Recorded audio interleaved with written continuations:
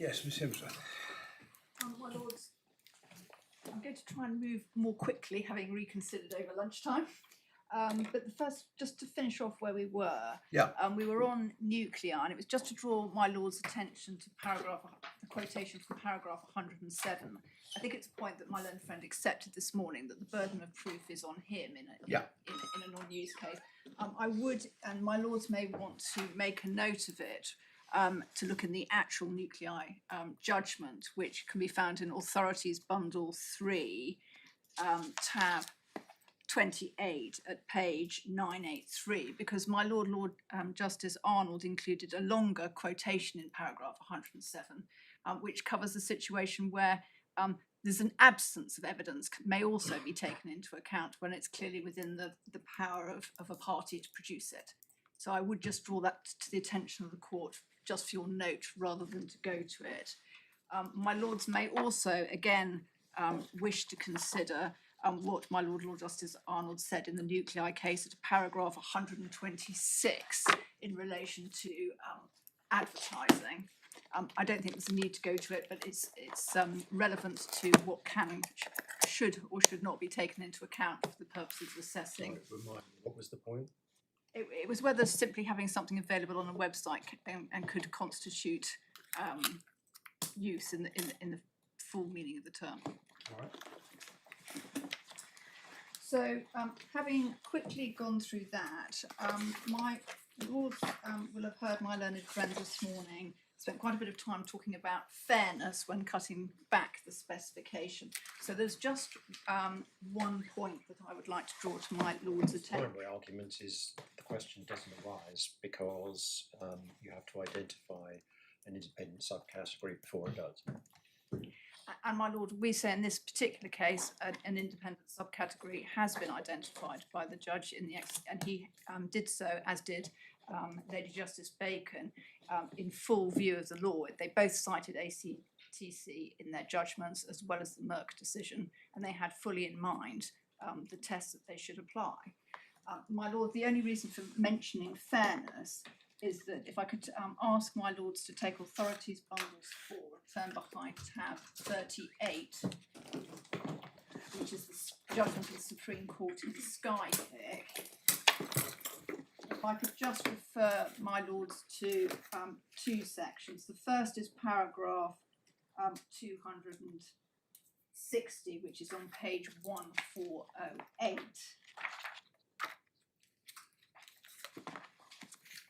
And that's where Lord Kitchen, 260. paragraph 260, my Lord, Yeah, yes, on yeah. page 1408. Yeah. And I mean, the whole paragraph is relevant. Perhaps my Lords could read it, but it's really the last section. Starting, I see no reason why a person should be permitted to apply to register a mark or retain a registration in respect of distinct categories of goods or services in relation to which it never had any intention to use the mark, simply because it chose to use a broad description of those goods and services, which meant they were encompassed together with goods or services about which no complaint is made.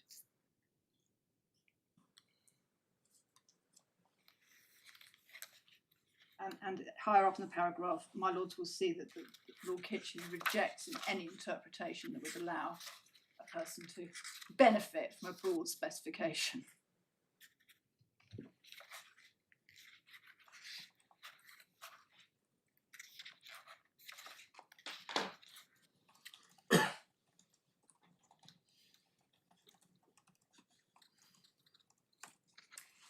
Now, and then, Margaret, if I may just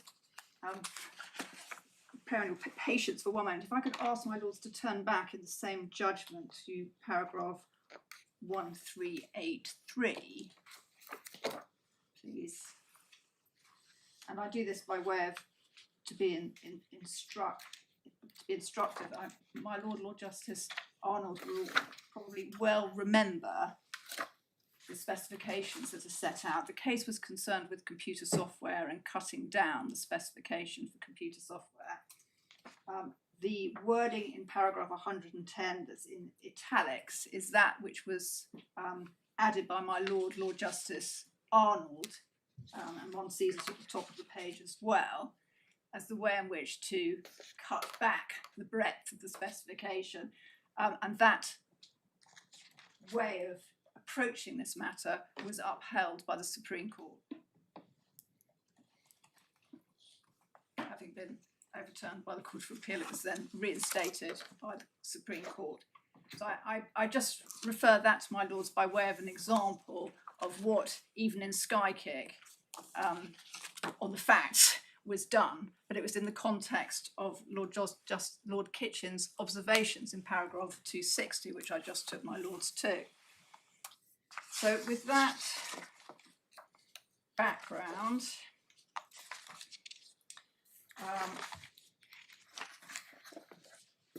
I would turn to the applications in respect to the revocation of the second EasyJet mark.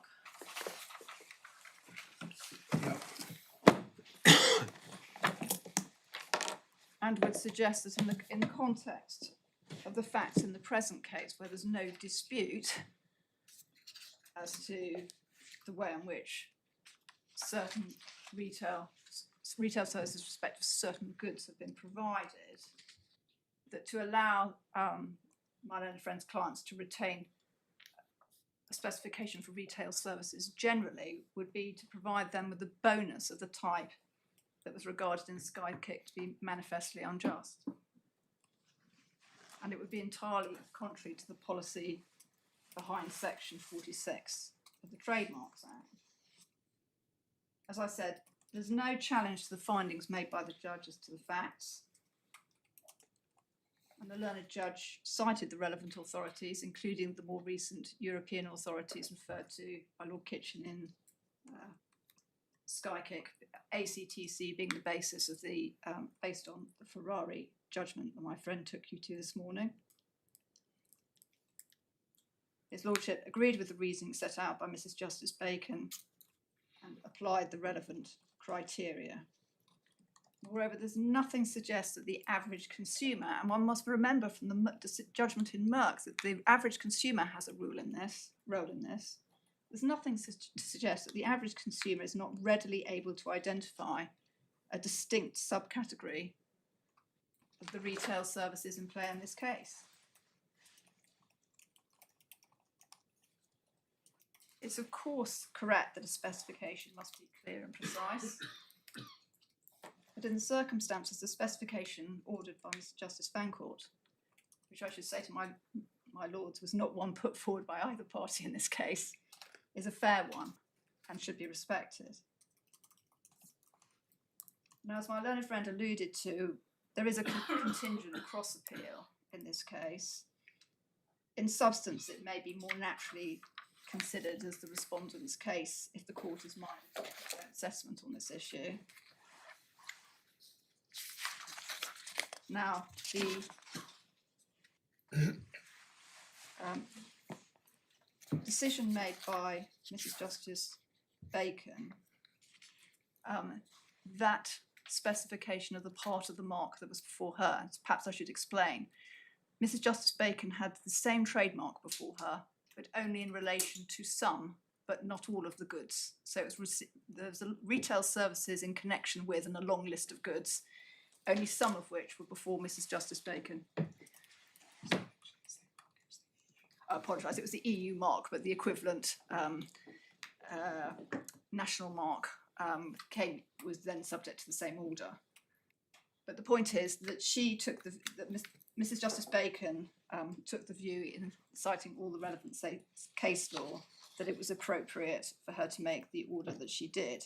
It is not correct to say that Mrs Justice Bacon was not aware of the goods being pre-ordered by passengers who then collected the goods on the flight when she made her order. The submission that was made to us, if it's wrong, by all means correct it, is that she found as a fact on the evidence before her that there was no pre-ordering, whereas the evidence in this case is different.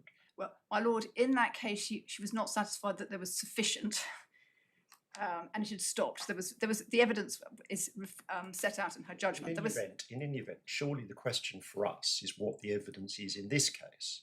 Yes, my lord, and if I could just draw... We're not hearing an appeal from Mrs Justice Bacon. That is correct, my lord. My lord, I've just say in relation to that point that in connection with the point that I'm making at paragraph 71 of her judgment, Mrs Justice Bacon does directly deal with this issue and considers that her wording would cover both scenarios. And for my lord's note, it's at Appeal Bundle 3, tab 30 at 1035.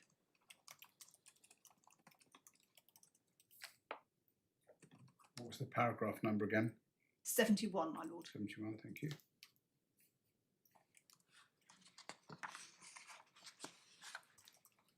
Of course, if my lords do wish All to. right, but can I understand what is your answer to the question posed by Mr Malinich? What is the meaning of airline passengers? Who is an airline passenger? And at what point in time is that supposed to be judged? Well, my lord, an airline passenger is a person who is on a flight. Or is going to take a flight. So you're not an airline passenger until you step onto the airplane? No, my lord, I take that back. It's a person who is going to go on a flight or is on a flight. A person who is going to go on a flight? Well, who has purchased a ticket to get on the flight would Right. be. So at the point at which I purchase a ticket, I become an airline passenger even though I wasn't before. For the purposes of the specification that Mr Justice Fancourt imposed, yes. Right. And someone who has just come back is no longer an airline passenger? Yeah. Someone who's contemplating travel. Suppose I'm in the process of making a booking. Am I an airline passenger? My lord, no, not until my lord has actually purchased a ticket. Because you can't collect the goods. So the magic ingredient is being in possession of a ticket. So that one can cross over and get on a plane.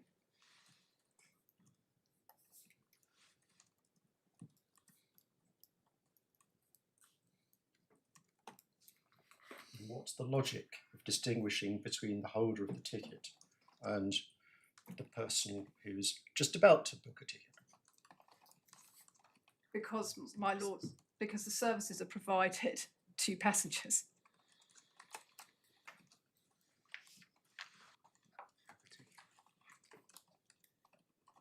Without a ticket, they won't be supplied. Well, I understand that, but sorry, my question was not apt. Why do we define the service by reference to the recipient of the service? Because at the moment, that seems to me to be contrary to principle. Well, my lord... You don't define a service by reference to, save in very specialised medical circumstances, perhaps by reference to gender. You don't define it by reference to class. You don't define it by reference to any other characteristic that the recipient may have. So why is it, on what principle basis do you say that it is legitimate to define by reference to the recipient? Because absent being within that class, they can't partake of service. In the same way that, as in the example my lord gave, some specific examples, for example, medical things would only be applicable to someone who was a woman. To be sure. But you wouldn't put in the specification, provided women. You would say such and such a medical service, and it would be inherent in the nature of the service that only certain people would receive it. Well, if my lord is of that mind, then... yeah, take a one that's perhaps a little less sensitive. Suppose it's a cancer treatment service. It's obvious that the only possible recipients of cancer treatment services are those who potentially or actually have cancer. But you don't put in the specification provided to cancer patients. That is correct, my lord, and that is why, my lords, that we have included a cross appeal. Right. So that takes us on to in-flight services. Why doesn't that simply substitute one problem with another one? Well, my lord, again, we would say that in-flight services, as Mr Justice Bacon held, does explain exactly and define the service as opposed to the class of person, which was the objection that my lord just raised with me. But why? How does it define the service? I mean, let's take the question I raised with Mr Malinich. Does it cease to be a service as soon as you leave UK airspace? Certainly not. Right.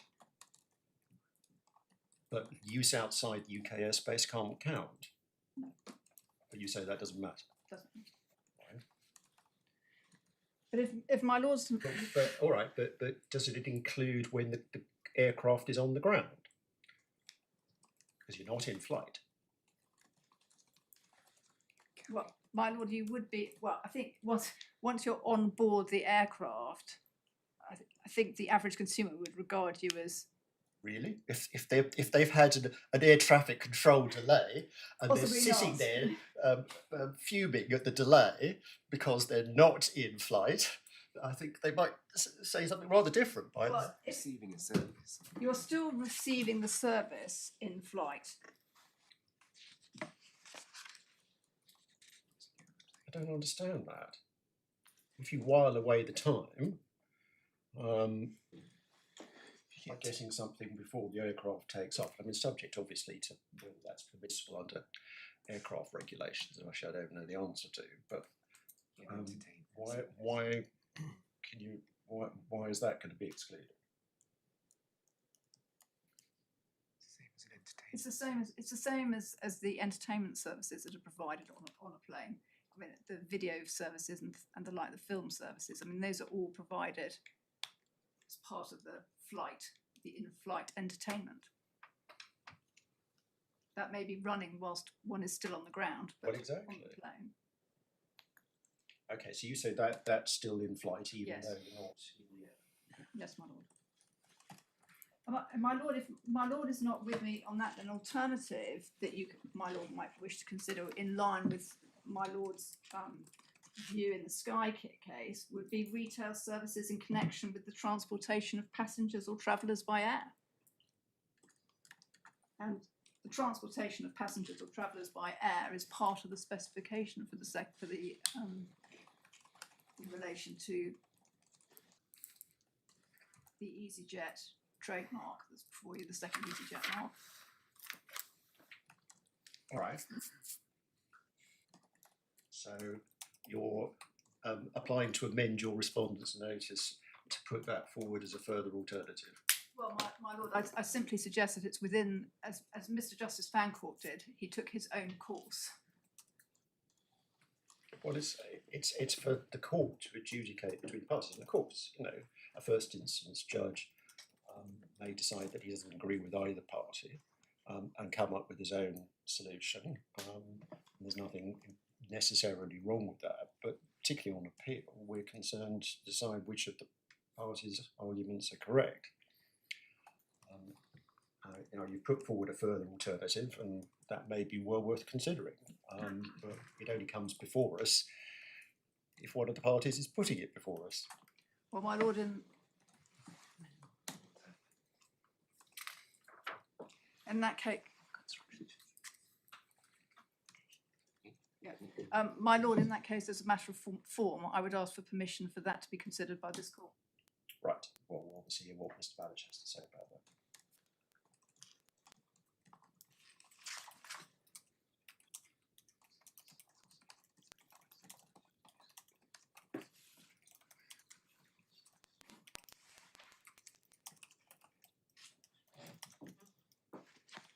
Now, my lord, if I could turn to the revocation of the easy.com mark.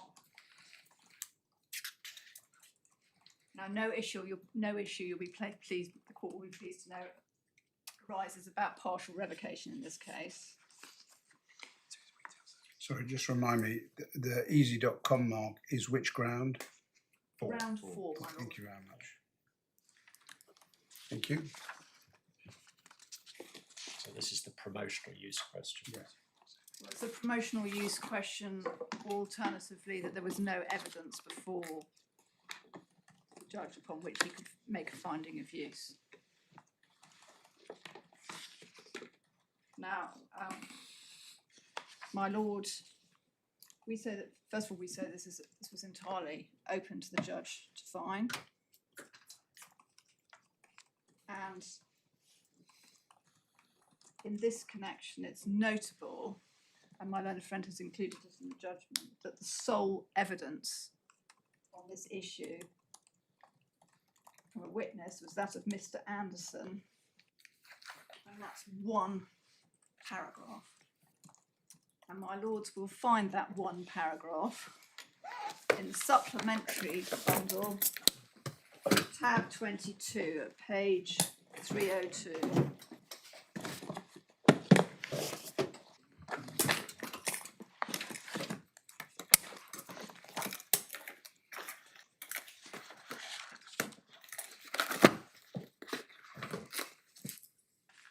So this is the sole evidence from Which paragraph, sorry?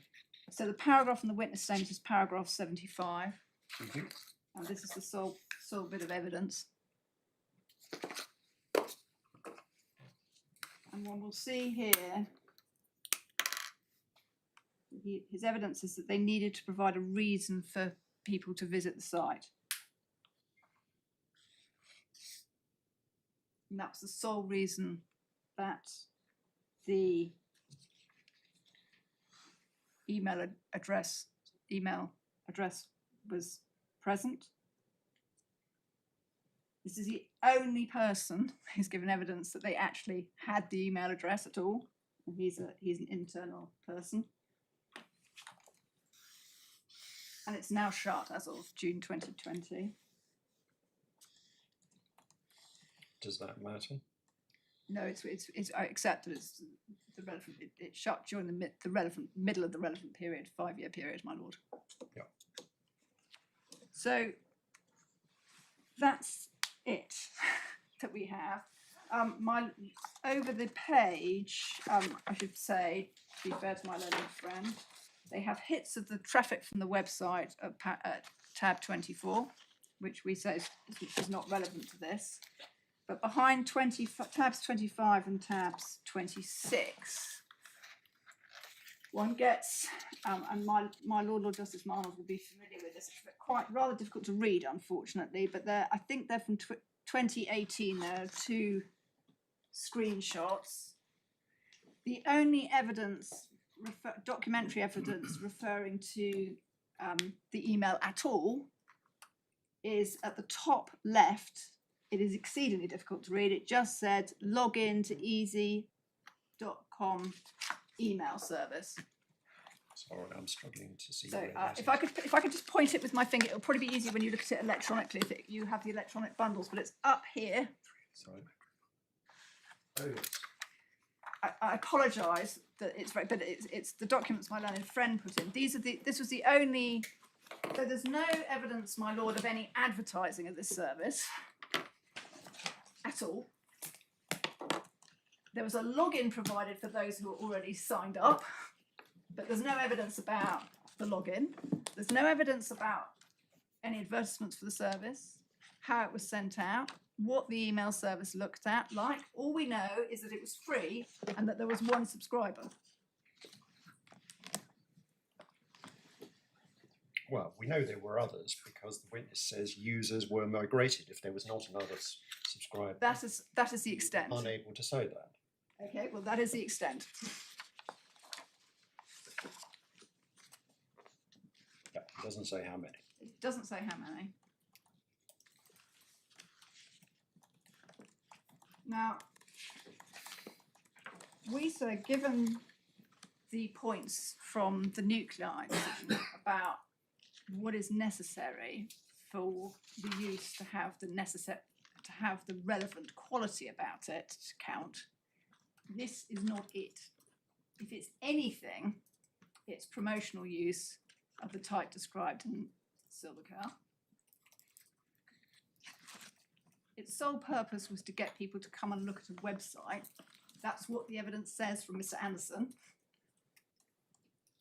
There's nothing to say that the mark was going to be used. Sorry, you say the sole purpose from EasyGroup's perspective, but from the recipient of the email service's perspective, their purpose is to get an email service. And why is this any different to Gmail or Hotmail?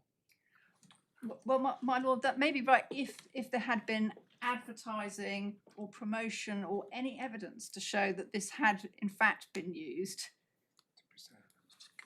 And it's not being used to preserve a market in electronic mail services. Right, let's take this in stages. Do you accept that an email service may be provided free to the recipient of the service? Yes. Right.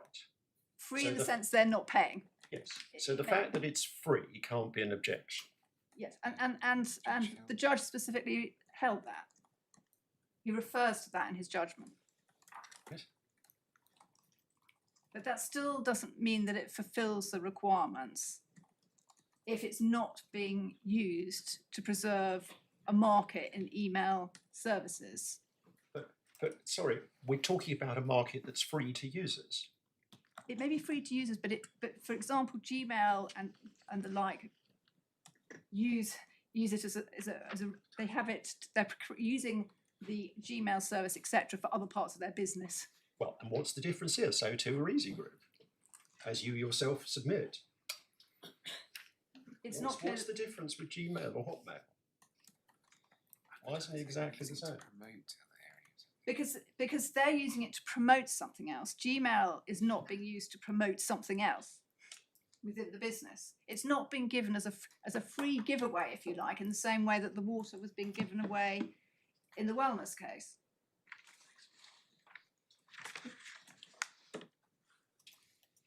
It's a way of getting people to come back to the website.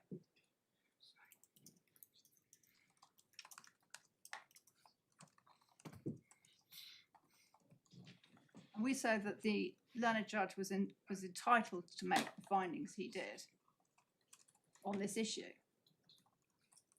But even if my lord is not with me on that, as the learned judge himself said in his judgment, there was no evidence of use. But if that had been his ground of decision, you wouldn't need a respondent's notice. That's right. He refers to it, though, my lord. In his judgment, he finds that there was no evidence. If I could perhaps show my lord in the judgment. Tab 10, page 139. And in the middle of the paragraph of 149, he says, as to which no evidence of quantity were given. And my lord, that's entirely correct and common ground. But when you, so let me be clear as to what your submission is. Your submission is that when he says no evidence of quantity, he means no evidence of use. Is that your submission? Because if that was what he meant, you wouldn't need your respondent's notice because you would already have a decision in your favour. Well, my lord, he doesn't base his reasoning does not follow through on the if I'm going to put it on the lack of evidence point, and that's why it was needed to be in the respondent's notice that there was no evidence of use. We've got no figures. Well, I'm sorry to keep interrupting, but we need to distinguish between different things because quantity potentially is a de minimis point, but we know from the Court of Justice that we're not allowed to apply a de minimis rule. So if the objection is purely it's a small amount, then we have a legal problem. Whereas what your submission is no evidence of use at all. And I get the point that when you look at the evidence, you say there's nothing there. But at the moment, you're trying to argue that you've got a judicial finding in your favour, and that's what I'm struggling with. Oh, I apologise. I should perhaps put it this way. The learned judge recognised there was no evidence of use before him. No, he didn't. He said no evidence of quantity. That's what I'm jibbing at. Okay. And you are equating no evidence of quantity with no evidence of use. My lord, then, in respect of the no evidence, I will accept, my lord, the point my lord puts to me. I still maintain there was no evidence of use that can be Yeah, and relied that's on. why you say you should succeed on your respondent's notice. Yes, my lord. It is a separate point. It is a point that goes to my respondent's notice. It would have been entirely within the power of EasyGroup to provide evidence of the number of registered email holders, the number of logins that have been on the website. I mean, the glaring omissions of what could have been provided and provided easily in a case such as this is such that it just simply doesn't meet the requirements under section 100 and the requirements as my lord enunciated in paragraph 107 of nuclei.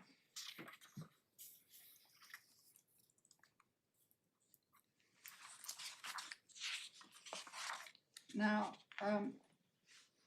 in my respectful submission, that should be sufficient to dispose of the appeal in relation to the easy.com mark. The judge, the learned judge, was entirely within his rights to make the decision he did, but there were other reasons which I've just enunciated. And now, my lords, if I could hand over to my learned junior, unless my lord Justice Arnold or anyone else has any further questions. My learned junior will deal with. Did we deal with ground 2? My learned junior is going to deal with I see. grounds 1 and 2 because they're linked, because they're all to do with the first easy life mark. My lord.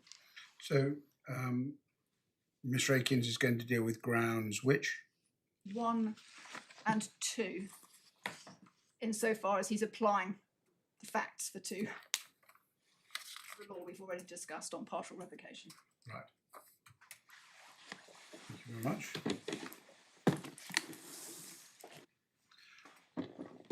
Yes, Mr Akins. Thank you, my lord. So in addressing grounds 1 and 2, I'll necessarily be covering some of the same ground as I did yesterday in the context of the Easy Live Auction appeal. Although the differences are obviously we're looking at a different judgment, number 1, and number 2, the judge in this case decided in the defendant's favour on both issues. In the case, I'm responding to that aspect of the of EasyGroup's appeal rather than making submissions as an appellant as I did yesterday. So on ground 1, that is that the judge erred in law in holding that the first Easy Life mark had not been put to genuine use as a result of use by EasyGroup of 3 variants. I'll come on to the significance of that in the context of ground 2. Those 3 variants are the tickball variant, the tickball everyday variant, and the text variant.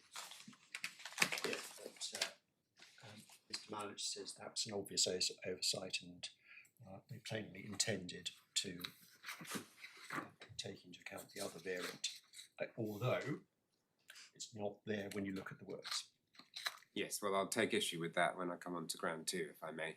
But I mean, he's applying to amend. Yes. Are you resisting that? Yes, yes, my lord. Are you prejudiced? Yes, Why? because we proceeded on that basis. If we knew that they were their case involved the textile lifestyle variant, then we would have put in a respondent's notice in relation to the judge's findings of use of that variant in relation to advertising services. Okay, well, you're going to have to explain that to me, but let's do it when we come to it. In ground 2, yes, my lord.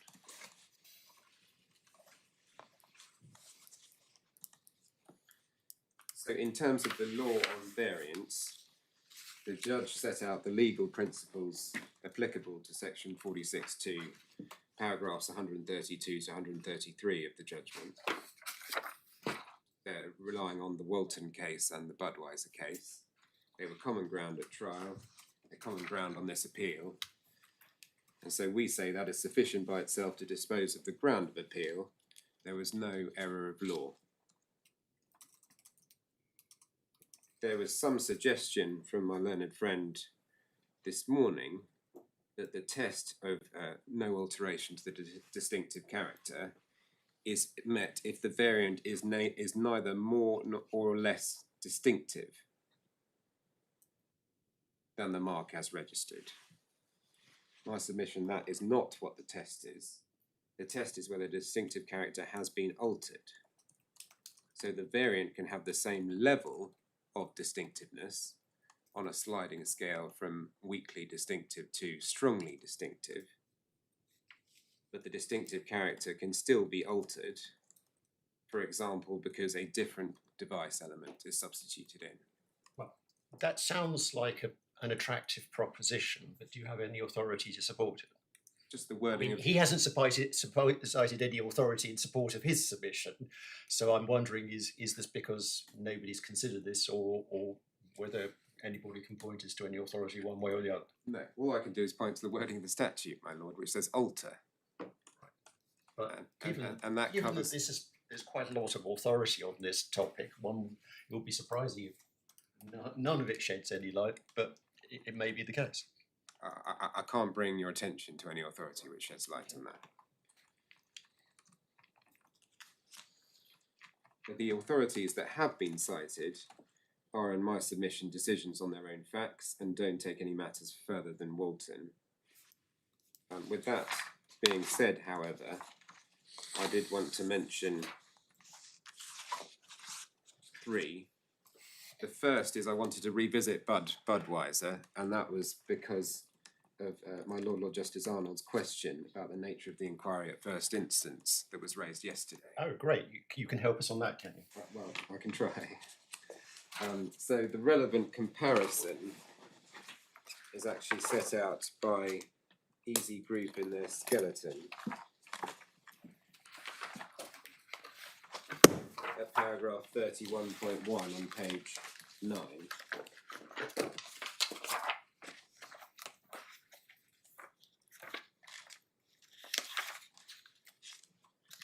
So the mark as registered is on the left, and the variant sign to be compared is on the right table. And the hearing officer, Mr Salthouse, held that the distinctive character had not been altered by use of the variant. And if you can take the authorities bundle 1,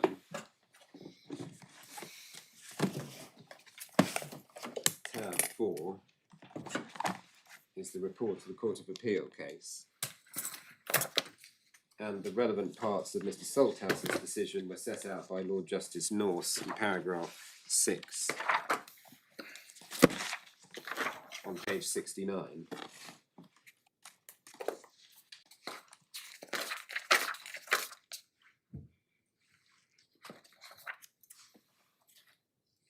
And so you see paragraphs 20 and 21 there. And in 21, Mr Salthouse finds that what makes the mark in suit distinctive is clearly recognisable as the words Budweiser, Budbrow. So there he's analysing the distinctive character of the mark as registered.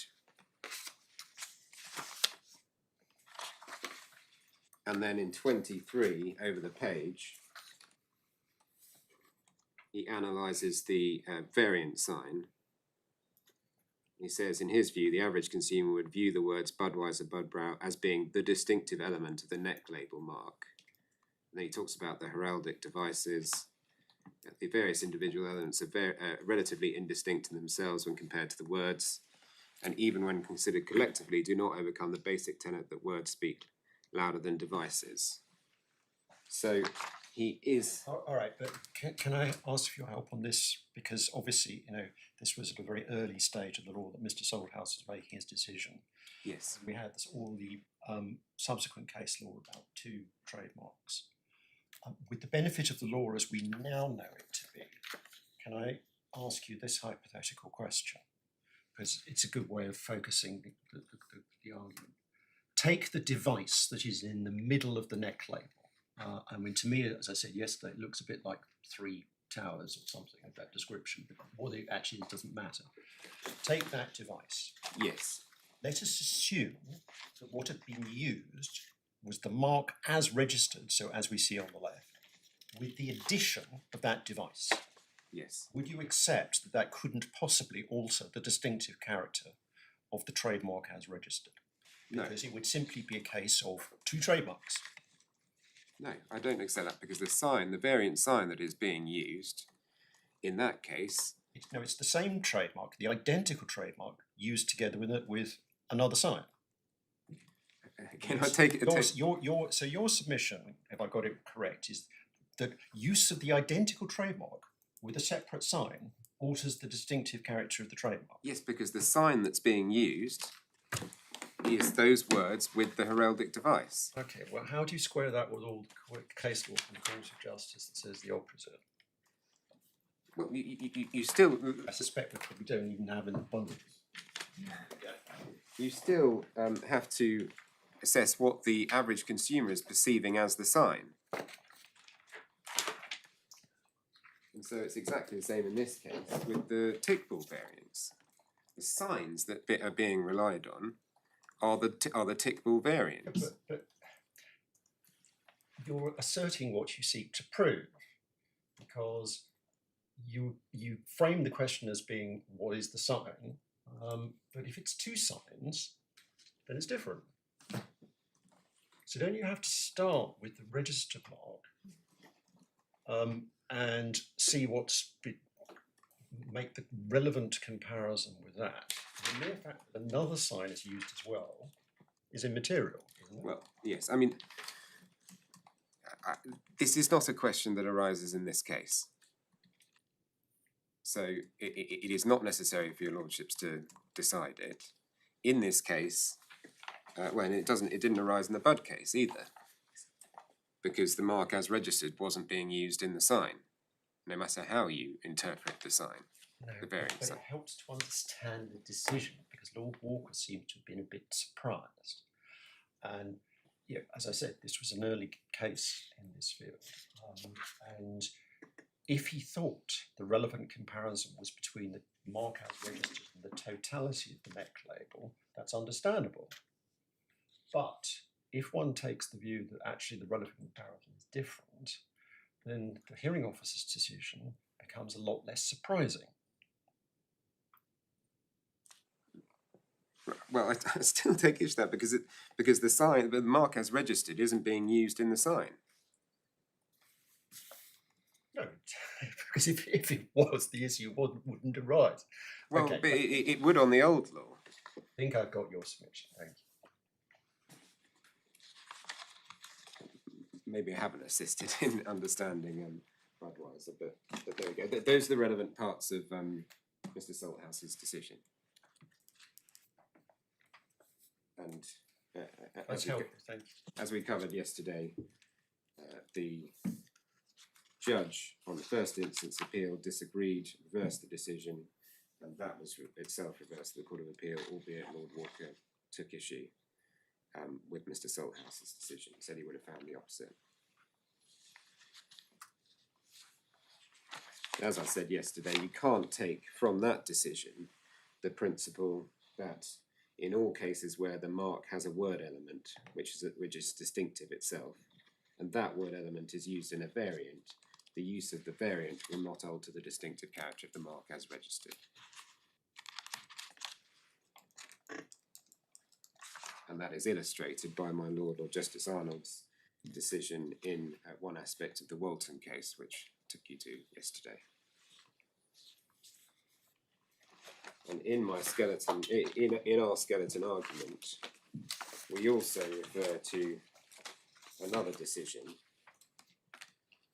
which is the Appellant decision.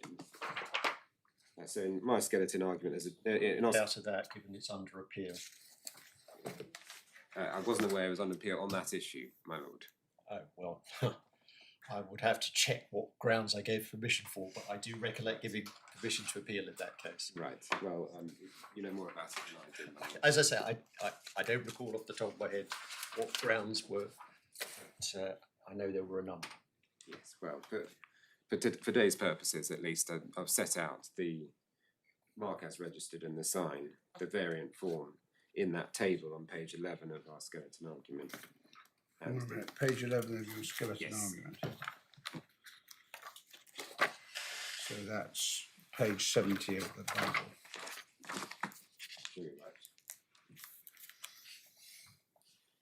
So yes, the second row in the table, mark as registered on the left and variant form held not permissible on the right. Well, I'm not going to express any view on that, but when you look at the mark as resident in the variant form, they're not exactly very different, are they? So we'll have to see what transpires on the appeal. Yes, but we put in the footnote the relevant passages in the reasoning of the judge in that case. My learned friends also referred again to the Sony Vieta case. Again, we simply say it's a decision on its own facts, which can be easily distinguished from this case on the basis that the word element in that mark, Vieta, was found to have a high level of distinctive character, while the figurative elements had only a weak distinctive character. In this case, both Mr Justice Fancourt and Mr Caddick KC have held that Easy Life is weakly distinctive.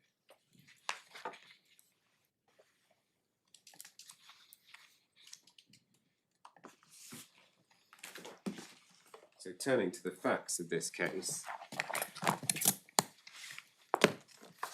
my learned friend's main submission was that the judge did not address the meanings and contours of the concept of distinctiveness.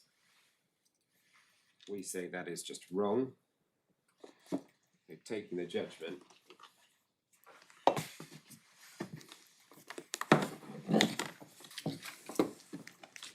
Paragraph 133, tab 10, page 136 of the core bundle.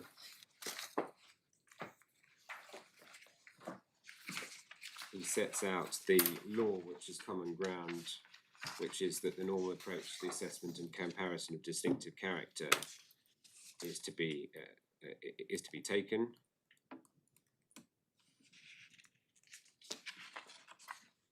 And then he analysed the distinctive character of the mark as registered in paragraphs 156 and 157 on page 140, which my learned friend took you to this morning.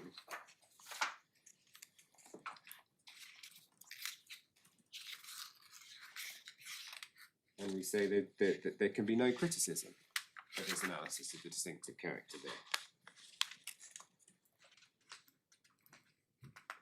It seems to be, at one point I understood my learned friend to be saying, well, the judge just doesn't understand what distinctiveness is. My submission, you simply can't draw that conclusion from these paragraphs. What more did he need to say in order to satisfy this part of the test and the approach? He's looked at all the elements and he's made assessments of each of their distinctive character.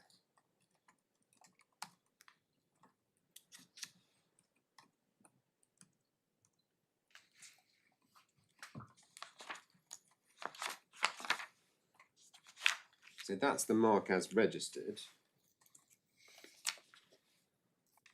I should note that he has found that the triangle and strapline elements do have some distinctiveness,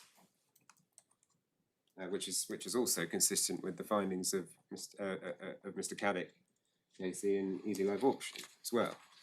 So that is a common theme in the otherwise conflicting judgments. So then he analyses the distinctive character of the tick ball variants in paragraphs 162 to 164 over the page. 162, he says, in his judgment, each of the three tick ball variants creates visually a different overall impression from the mark. The design has been significantly changed. Prominent elements of the new designs are the word, the more decorative font, and the outsized tick ball motif. Talks about the changes. They all contribute to a different overall impression. What is distinctive of all three of the tick ball variants is the word Easy Life and the tick ball. The change of font and the absence of straplines are somewhat less distinctive, but still distinctive. Surprisingly, in closing submissions, Mr. Eden said that the tick ball element was entirely forgettable. That is plainly wrong. in terms of visual appreciation and on the evidence. And he talks about Mr Wise's evidence, which we'll come on to. And then in 164, in my judgment, accordingly, the three tickball variants have overall a different distinctive character, given that the visual appreciation of them would be the most prevalent form. The difference derives from the visual and conceptual combination of the word easy life and the strong tickball motif. They are distinctive in a different way from the registered mark. So again, we say he's done exactly what he is supposed to do. And so his overall assessment, there's no justification for interfering with that assessment. The text variant he then deals with in 165 to 171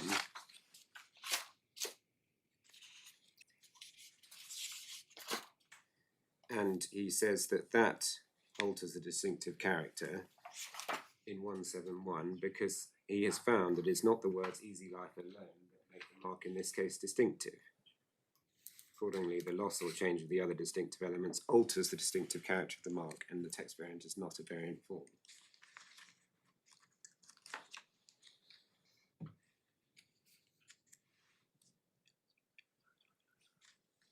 And we say, again, that's consistent with the findings of Mr Caddick, KC, when it came to infringement as well, in particular the absence of the triangle.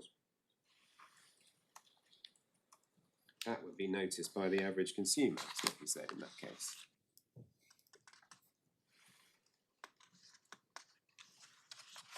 So these are all findings and assessments that were open to the judge in this case, on the evidence applying the correct legal test.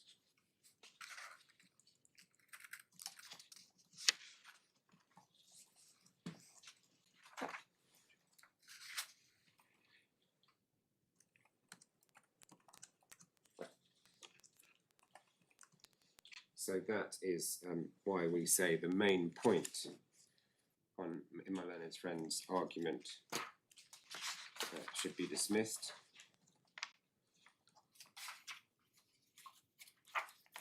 They also criticise the judge in relation to paragraph 171,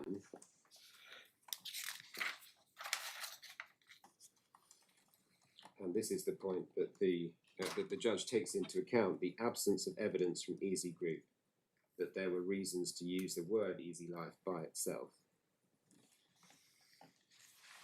The context in which he's doing this is discounting a potential argument open to EasyGroup. So he cites the Wapser decision in 168 for the purposes of showing that in some cases, if there is a reason to use just a word in certain contexts, then the use of just a word, where the registered mark consists of that word and other elements, that can count as permissible variant form. But why? I don't understand. What's the trademark user's reasons got to do with anything? Because we're concerned with distinctive character of the trademark as perceived by the average consumer. And the average consumer doesn't know what the trademark proprietor's reasons are. My lord, I tend to agree with you on that, but that is the judge is saying, well, that's what Wapster says, so I'm applying that, but it's of no assistance to EasyGroup in this case because they haven't sought to take advantage of that potential avenue.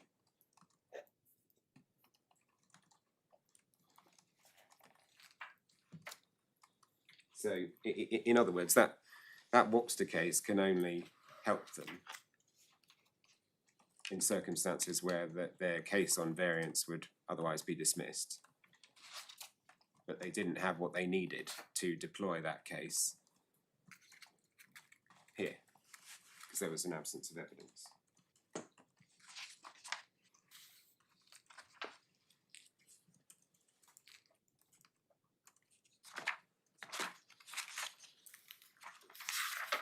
And then there is the evidence of Mr Wise.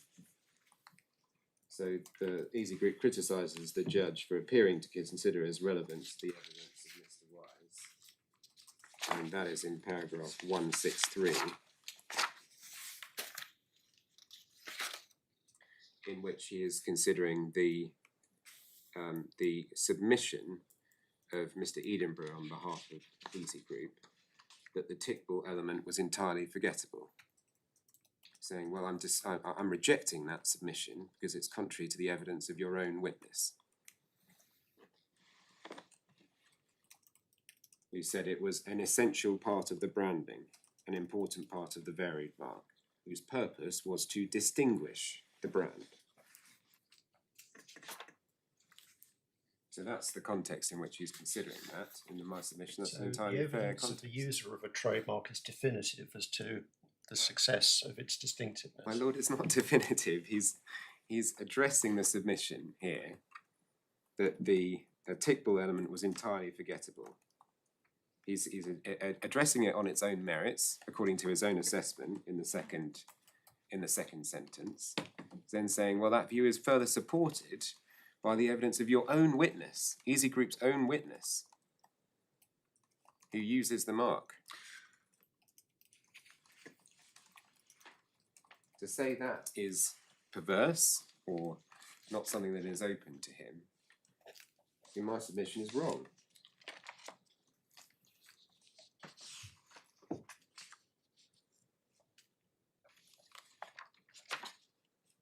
Entirely open to a judge to reject a submission based on the evidence of the party that is making that submission.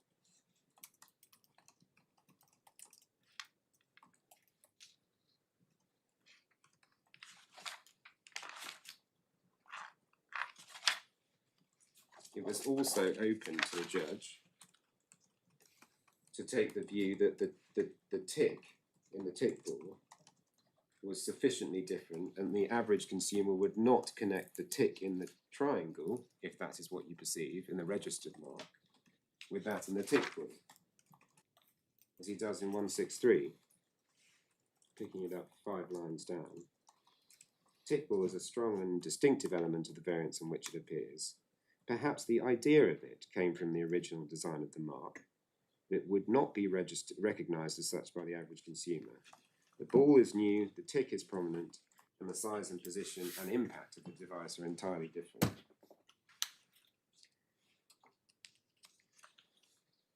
Again, that's obviously open to him to make that assessment. And in fact, in my submission, he's analysed it in greater detail than Mr Caddick has, who has said that the average consumer would make a link, but not going into as much detail in his reasoning.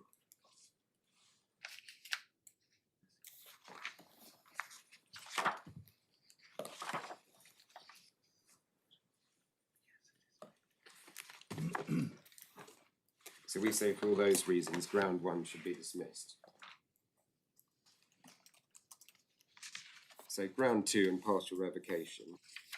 The judge held that if he was wrong in relation to the variant forms, the first Easy Life mark should be partially revoked, such that advertising services and promotion services would be deleted and replaced by providing advertising on promotional space in printed publications. So before I get into the substance, there is the point on the application made today for amendment of the appellant's notice.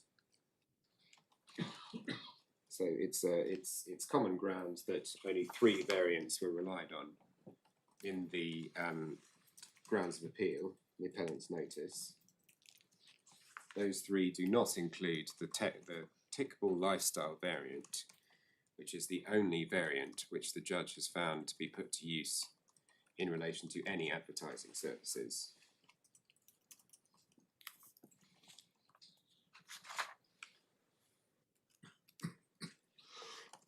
He finds that 4 variants are used overall in relation to any of the services. He found that the tickball lifestyle variant was used in relation to the bringing together services. So there was obviously a deliberate decision on the part of EasyGroup to limit their case on appeal to 3 variants. And at the time that ground of appeal was formulated, just for my lordship's background, it was before the judge, so they're seeking permission to appeal before the judge. And they only sought permission to appeal on ground 1. It didn't seek permission to appeal on ground 2 before the judge. That was sought later. What's the relevance of that? Well, that explains the deliberate decision at that stage. I'm sorry, I'm not following you. How can a ground which was not advanced shed any light on what happened subsequently? No, it's the ground that was advanced. So if they weren't challenging the judge's decision on advertising services, that explains why they weren't interested in the tickable lifestyle variant at that stage. They then subsequently did apply for permission to appeal from this court on ground 2. Yes. So, but it was a deliberate decision in the first place. The prejudice. It might have been a deliberate decision at the stage that they put in ground 2. I mean, you know, it's plain on the face of the document that it was not included, but we seem to be trying to make some point in relation to what happened before the judge, but before the judge they weren't even asking for ground 2 at all. So what's the relevance of that? That's what I'm struggling with. It's a deliberate decision to only include the 3 variants at the stage they sought permission for ground 1, right? Which is what we're relying on. We're looking at ground 1. I thought this was a point on ground 2. No. The point here is the impact of success on ground 1 on ground 2. Right. So if they are as things currently stand, if they are successful on ground 1, they still don't get anywhere on ground 2 because they don't have a decision that the tickable lifestyle variant is a permissible variant. The ground 2 challenges the judge's decision. I think the reason I'm at cross purposes with you is that I'm interpreting the application to amend differently, because I thought the application to amend was to include the lifestyle variant in ground 1, and absolutely it only becomes material when we get to ground 2 Yes. for the reasons that you're rightly explaining. But you seem to be running a submission at the moment based on the proposition that they're only applying to amend ground 2 and not ground 1. No, sorry. That's not how I understood it. They're No, I applying understand. to amend ground 1, but it has knock-on consequences when we get to ground 2. That's also how I understood it, my lord. Right. That they're seeking to amend ground 1 to include the tickable lifestyle variant. Okay, and now I've understood, I think, the point you were making, and it's my fault, I wasn't understanding it. And the point you're making is they made the mistake not once but twice. They made it before the judge, and they made it again when they put in their notice of appeal to this court. Yes, if you like. All yes. right, but how does that improve your case? On the application to amend, it is this, my lord. So had they sought to There's a consistency of mistake on their part, yes.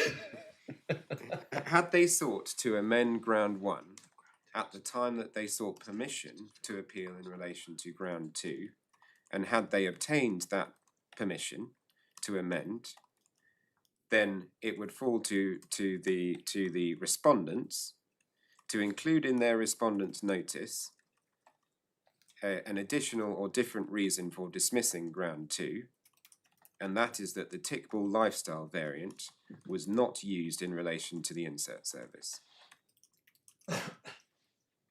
contrary to the judge's findings. Say that again. The tickable lifestyle variant was Yes. not Put to genuine use in relation to the insert service. Fine. So your position is you would wish to attack that finding. Yes. That's clear. Thank you. Can you just remind us of the finding that you would be wishing to attack? Yes. So it's in the judgment.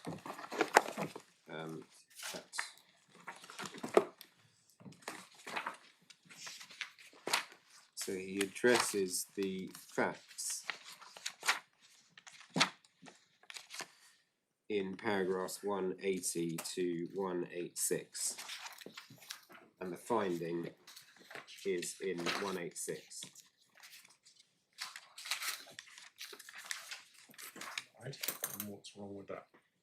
Well, I'm not in a position to make submissions to you today on a respondent's notice point that we haven't included in our respondent's notice. I apologise for that, but I'm simply not in a position to do that. All I can say is that our case at trial was that none of the variants had been used in relation to advertising, any advertising services, the insert service in particular. You see that because of the way that the judge has dealt with it. The second point I make is that the findings he makes in relation to genuine use, in relation to the insert service, are different to those that Mr Caddick made. It arrives there on a different basis. So it's quite a complicated factual scenario involving DRMG, which is contractor of EasyLife's, and whether uses on invoices coming from different parties were uses of variants in relation to the insert service, as opposed to use in relation to something else. And So help me on this. Was Mr Caddick in your favour on this point? Mr Caddick followed a more conventional line of reasoning and factual finding. Mr Justice Fancourt took a What was different... the answer to my Lord's question? Sorry? He followed a conventional line of reasoning and what? So he Decided in your favour? No. In that case, we had actually... the defendants in that case had conceded that EasyLife, the text variant, had been used in relation to the insert service, but not otherwise. So Mr Caddick found that 4 of the variants had been used in relation to the insert service, so 3 in addition to the text variant, against the defendant's case. There. I'm sorry, the reason why I asked the question was I thought you were telling us that there was a difference between Mr Caddick and Mr Justice Fancourt with regard to the finding in 186. But if I've understood what you just said correctly, the conclusion is the same. The overall conclusion is the same, but the finding in 186 is specifically that the use of the tickball lifestyle variant on EasyLife's invoices to its advertising client DRMG was therefore genuine use. And that's not the same finding that Mr Caddick made. Well, maybe we need to see what Mr Caddick said, because otherwise we're struggling to follow your submission. And I'm sure you're correct, but I'm struggling to understand. My lord, I'm simply not prepared to make this the submissions on the factual findings here, and in my submission I shouldn't be required to. Well, I understand that, but you obviously have a finding of Mr Caddick in mind. I take your objection seriously, and I'm not saying we're going to disregard it, but you're just making a submission about what Mr Caddick found. You clearly have it in mind, and it will be helpful to understand what it is you're referring to. We'll have to look at, yeah. So if we take the decision of Mr Caddick, which is in Authorities Bundle 4, tab 34.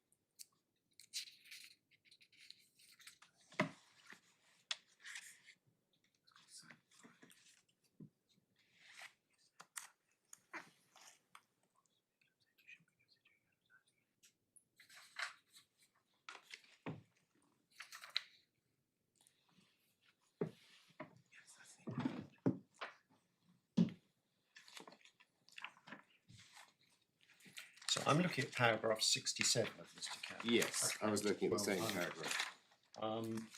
And he certainly refers to the invoices to DRMG in respect of Easy Life's insert services. So at the moment, it's looking to me as if the finding's the same.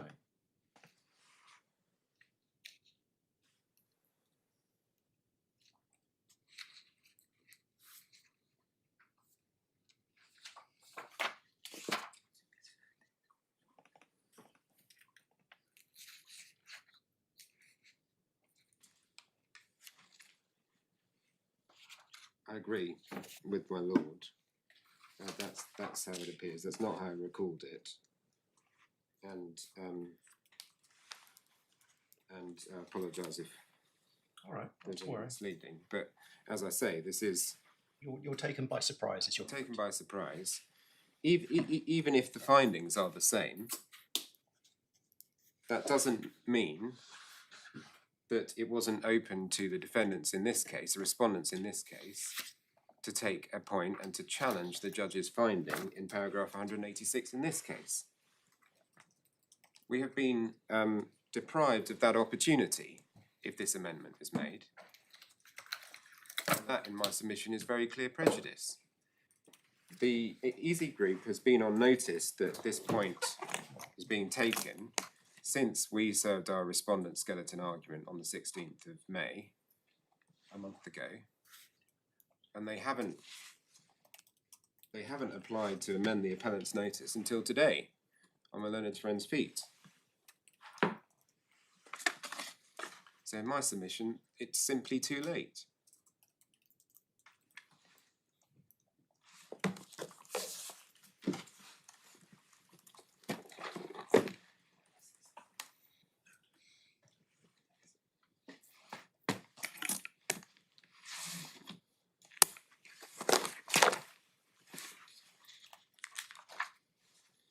So on the substance of ground 2, Yeah. You say the judge applied the law on partial revocation, as my learned leader has already set out. In paragraph 188 of the judgment on page 146.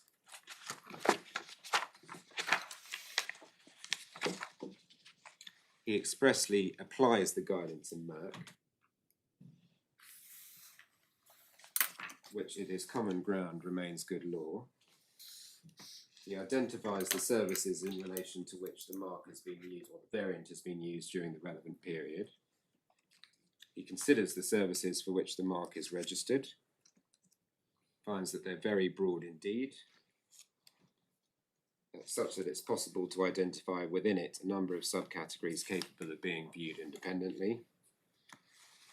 And he identifies a subcategory in 189 of advertising and promotional services concerned with advertising placed or inserted in printed publications. He then carries out the third step in Merck, which is to take care to ensure the exercise doesn't result in the proprietor being stripped of protection for services which are not in essence different from them. And he does that in 189 by broadening the specification that was put forward by the respondents in this case. And then in paragraph 190, he applies the ultimate test, which is what is a fair specification,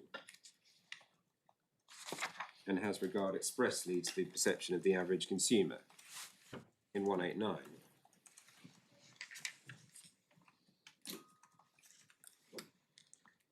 So he is doing what I submitted to you yesterday that Mr. Caddick did not do, and expressly consider what a fair specification was.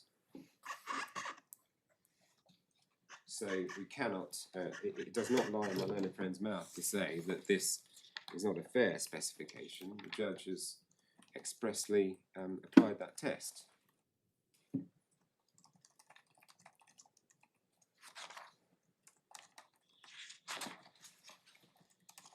So for all those reasons, there's no error of law here, and the specification was one that was open to him applying the test in the law.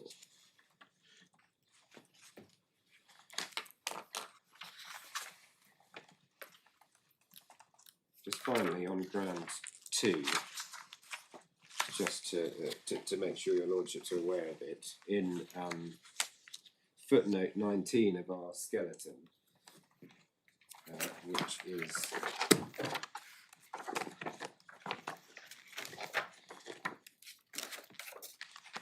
tab 7.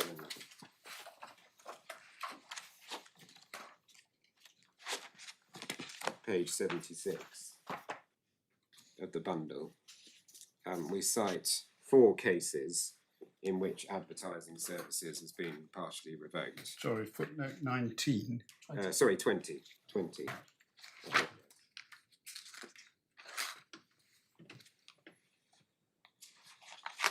We cite 4 cases, one judgment of Sir Anthony Mann in Easy Live Auction number 1, and 2 decisions of hearing officers in the UK Intellectual Property Office, and a decision of the appointed person, Amanda Michaels, in which specifications for advertising services has been limited. I don't think my learned friend is saying, at least in this appeal, that advertising services can never be limited. On the contrary, except there could be niche services where it would be appropriate to limit it. Yes, so I don't. On that basis, I don't think I need to go to other specific decisions. But his argument is that unless you're in that kind of niche scenario, then it's inappropriate. My submission: this is a niche scenario.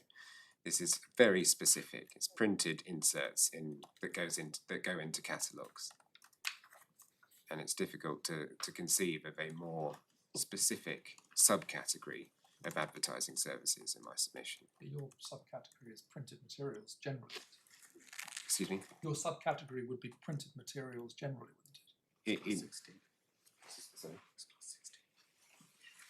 Printed materials. Sorry, What is the precise subcategory you contend? is in paragraph 190 of the judgment. Providing advertising or promotional space in printed publications.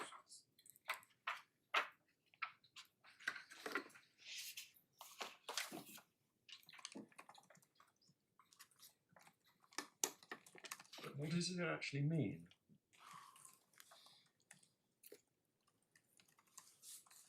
Sorry, Does that mean that the advertisement has to be printed within the printed publication? What does it mean? You mean in the same booklet? No, because then that wouldn't cover inserts. What exactly? So, what does it mean? Well, providing advertising or promotional space in printed publications. Well, I mean, certainly covers in the publication itself, so within the same booklet. It also must cover inserts. I mean, the inserts are inserts, so they will be in the printed publication. So The point was this is very niche because it's only dealing with inserts, but it's not just dealing with inserts, is it? sorry, my lord, my point was a different one. My point was the actual use to which the markers that the variant has been put is incredibly specific. What the judge has done has said, well, that's a very specific but to be fair to the trademark proprietor, I'm not limiting it to exactly that thing, so I am broadening it because they might conceivably move into a different form of providing advertising or promotional space in printed publications. Absolutely. That's the third step of Merck. You're absolutely right, but this is why I was asking the question, because as you very fairly explained, the judge's reasoning is he identifies a very narrow service, which is inserts for short, and he accepts that to confine the trademark proprietor just to inserts would be too narrow because it wouldn't be a fair specification. And as you've rightly explained, his solution to that is to say, well, I'm going to broaden it. But what I'm wondering about is, having broadened it, is that a specification which is workable? Because the question arises as to how you interpret that and what its extent is. Now, you've accepted, and I think that it must be right, particularly having regard to the purpose, that it would extend to an advertisement that is printed within the publication in question. Yes. But what is meant by promotional space?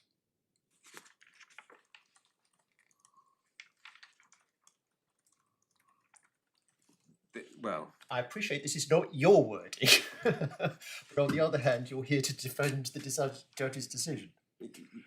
yes, to the extent that that is a problem, then in my submission, it's open to us to resist that aspect of it. I think that the actual use to which it was put was limited to advertising inserts. I confess I've always struggled with, well, what's the difference between promotional services and advertising services? And certainly no distinction was made in this case by either side between those two. So my first response to that is that, well, if that's a problem in terms of clarity and precision, then it should be excised from this. I can't say with any confidence that anyone ever thought that that added anything to advertising space.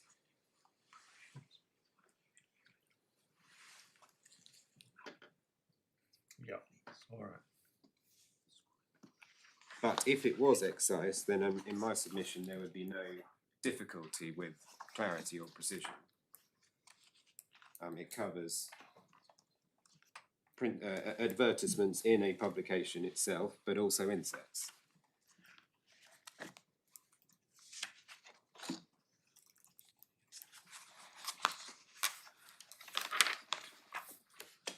So, my lords, those were my submissions on ground 2. Unless your lordships have any questions, I'll hand back to my learned leader. Thank you very much.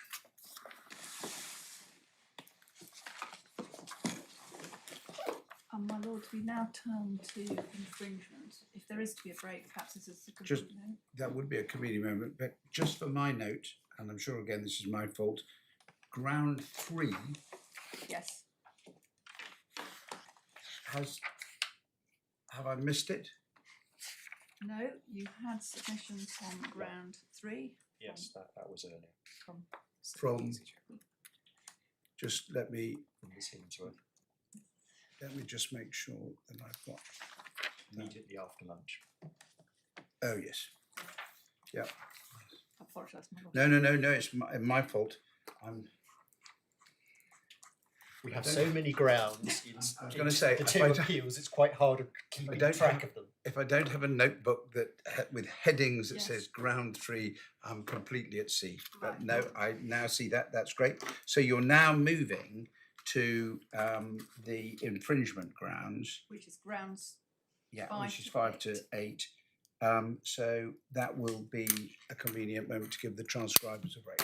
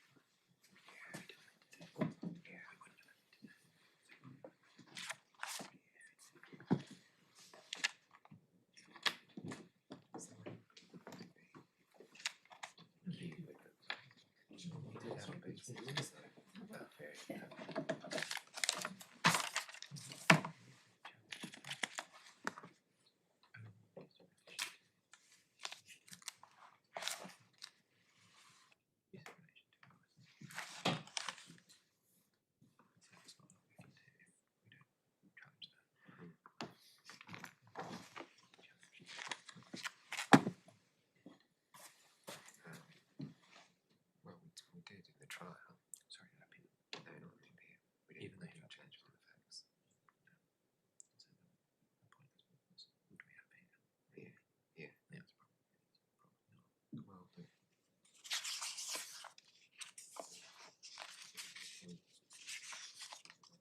because we'd accepted that the text variant had been used. You're right, you're quite right. So it was different. Yeah. And the reason we accepted the text variant had been used is because we hadn't got that. We don't look. We had different invoices. Because we we contract that was redacted at the end Right. in EasyGroup Auction and not in EasyFundraising. But also, so a reason in EasyGroup Auction for challenging the tick-ball variants had been used. Weren't used. Weren't used in relation to. Which is something we said in that. Yes. Emma. We've just discussed it a bit more. This point about the amendment of the appellant's notice and so on. I've remembered a bit more about it. Is there any point in saying anything more? What's the point? So the point is, it's right where I left it, which was that, okay, yeah, they've made the same findings. Caddick and Fancourt made the same findings, but there was a reason why we would have challenged Yeah, it's a different Mr evidence. Justice Fancourt, and not, well, it was Isn't also that the because of our DRG evidence? concession in Easy Live Auction, that the text variant had been used, which we hadn't Hadn't made. conceded. But also wasn't there the difference in the DRG evidence that we got Yeah. out of it? That was why we considered that in EasyGroup Auction. Yeah. Because that was Because redacted. it was redacted, we didn't know. Yeah. But, and this is an analysis we did in EasyGroup Auction as to whether we should be putting that document in. Ultimately, both judges come to the same conclusion, which is that use on those invoices is use in relation to advertising. Yeah. Both of them. And that was the problem. So, do we leave waive evidence? What do we need to say? Well, but at the moment he's thinking, well, Caddick found that, made that finding. You haven't challenged him about it. So, So you it's need to- obviously rubbish that you would have challenged. Yeah, I think you're going to have to say, I'm just going to have to stand up to say, just to go Do back. you want me to do it straight away? Yeah. Okay. Because it's a fairly short point. Yeah, I think it's much quicker, it's much closer to it. Yeah. Because otherwise, where are you going to put it? And they just want to get out the door. Yeah, yeah. And also, he can add it to the end of his note.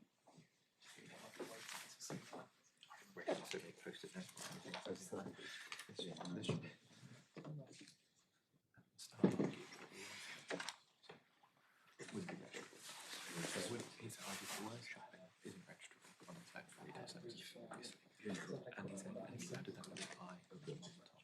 Yes. That's extreme. Good. I'm just going to take this call. Yeah. Sorry.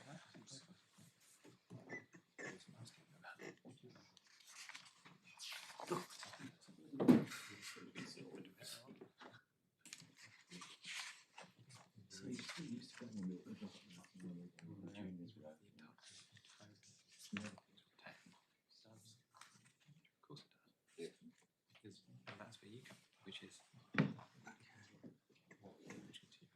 it's the side. If they're deceiving, it's not registrable. But if they're deceiving, that's one big vote.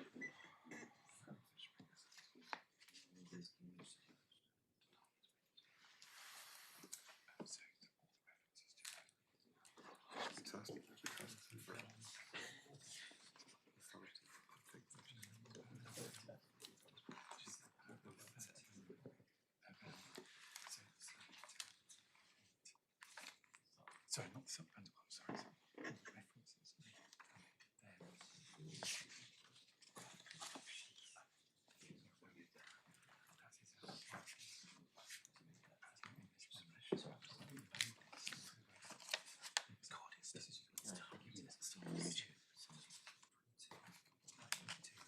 Sorry? Just in some watching.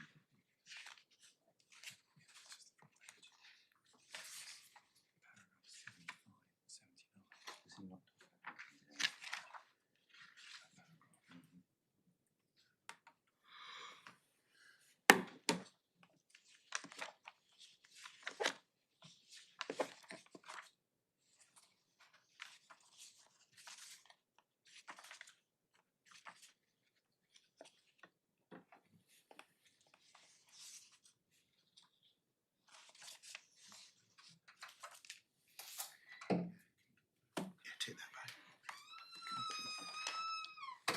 Just take them straight away.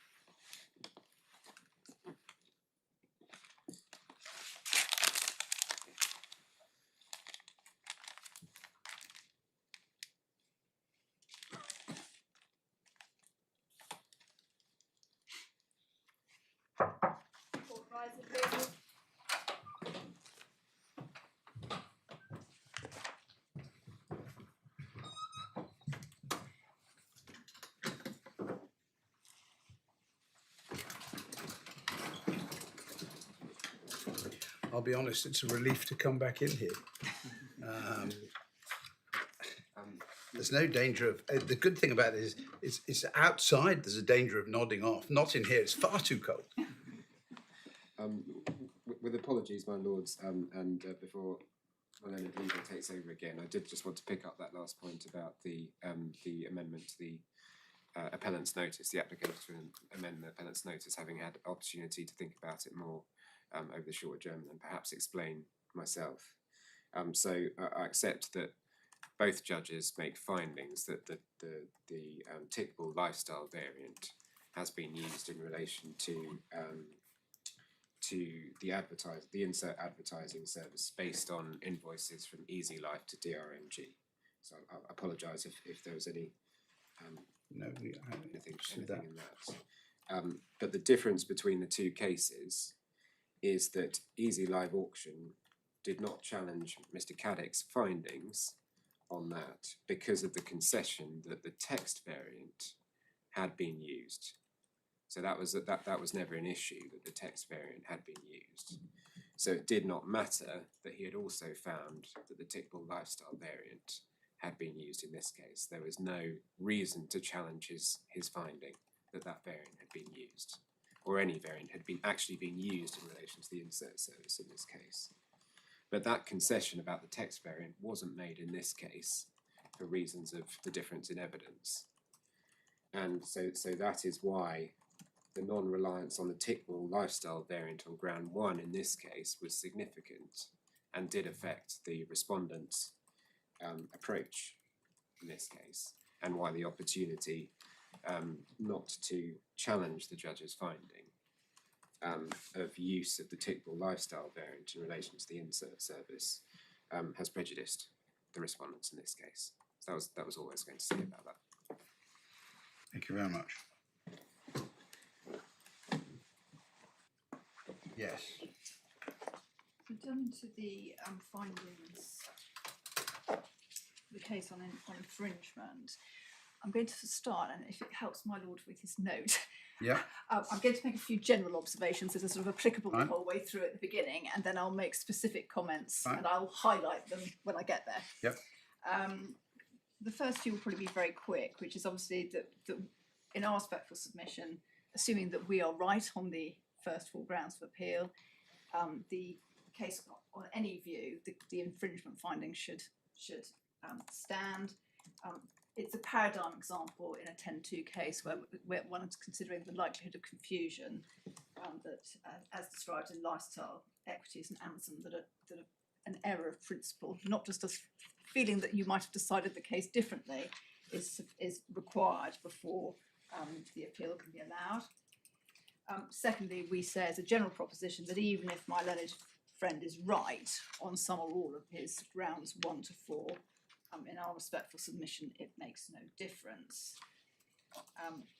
In that connection, it's notable, in fact, that my learned friend's case on infringement is actually rather opaque as to what he says the judge should have found.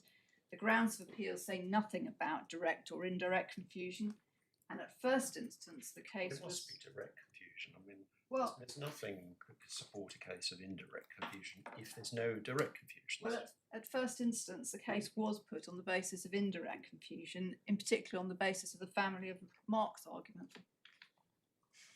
My lord. So, and it's against that background that the learned judge. I stand corrected. Thank you. That argument hasn't been revived, so we're left with direct confusion. And my lord will understand that I say that there's nothing to support that case. Thirdly, there's nothing to suggest that the judge misidentified any law in this area, and that he correctly set out the law in paragraphs 191 to 203 of his judgment. And the substance of that summary is no difference to the summary in the Liverpool gin case, which Mr Edinburgh took my lords to yesterday. Fourth, it's very important to keep in mind that in the context of each claim for infringement, the only common element is the word easy. And if I could ask my lords to turn to our skeleton of arguments at paragraph 9, which is in Core Bundle tab 7, page 63.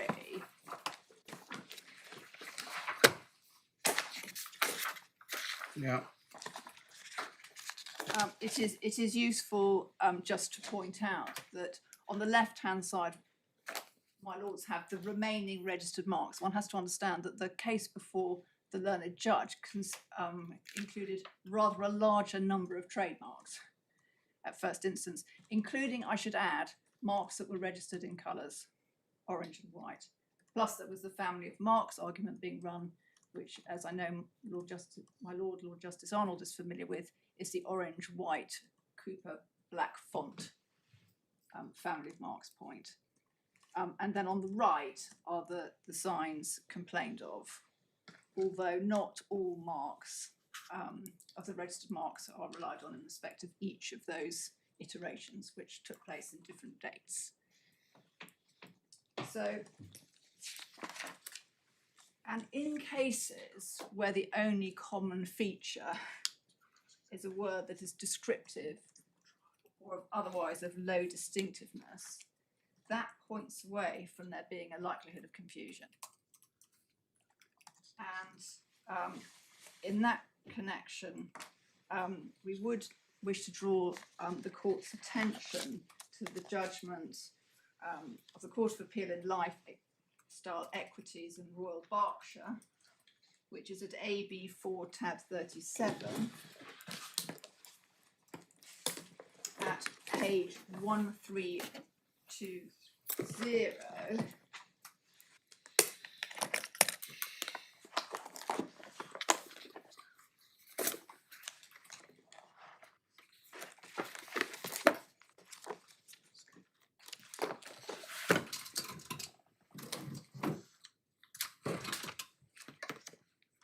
So this,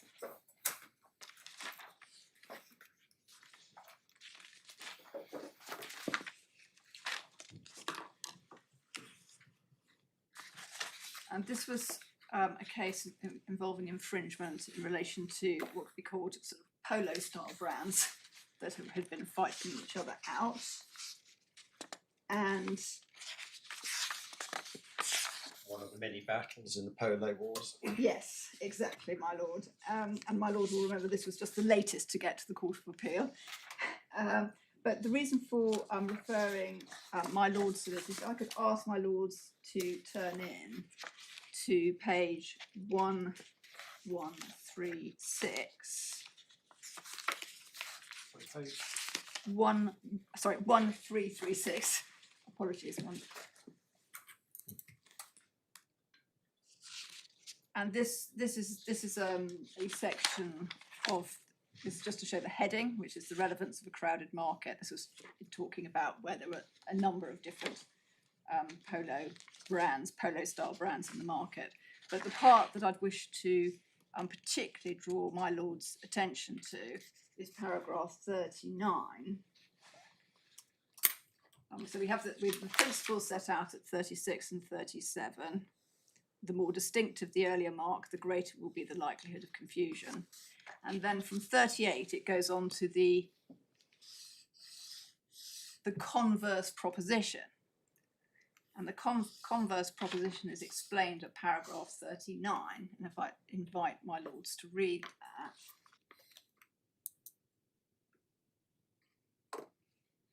So that's the authority you rely on for your low distinctiveness point. This is this really comes to where you've got something that's, yes, low distinctiveness or even descriptive. So an ordinary English word, for example, easy. That point, if that's the only commonality between the two marks that are said to conflict, or the mark and sign that are said to be conflict, that points away from a likelihood of confusion. And the authority cited of ordinary English words are good trademarks. I mean, the fact that it's an ordinary English word in frequent use. Well, even And if it's in it's frequent use.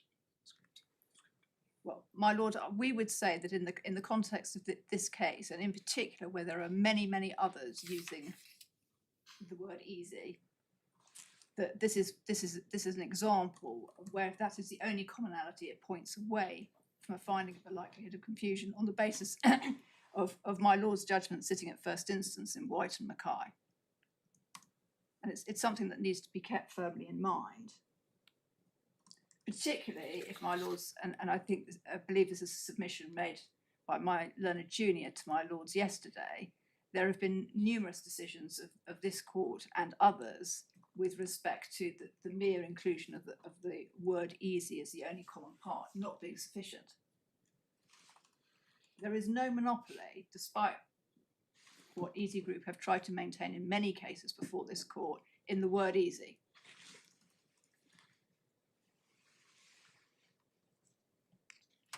And in circumstances where easy is used by a substantial number of other businesses, consumers are all the more likely to pay attention to the other additional matter that it's with.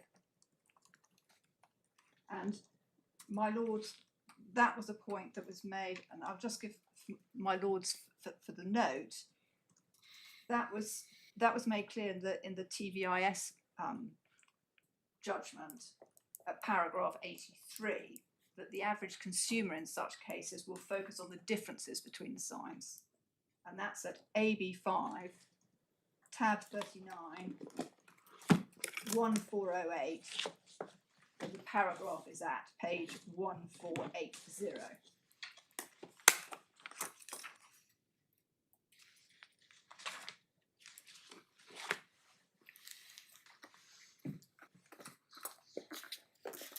The next point comes out of, I believe, a question between Bench, or a discussion between Bench and Bar earlier today, with respect to the average consumer in this case. Now, there were two, if I can put it this way, classes of average consumer that the judge considered in his judgment. One was a set of what we can call the professional advertisers, which he refers to, but he also clearly had in mind the ordinary member of the public. And in particular on that, if I could ask my Lords to look at the judgment in the core bundle tab 10.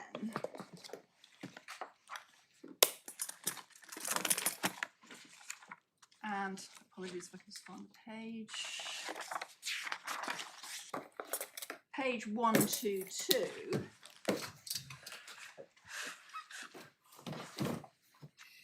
Yeah.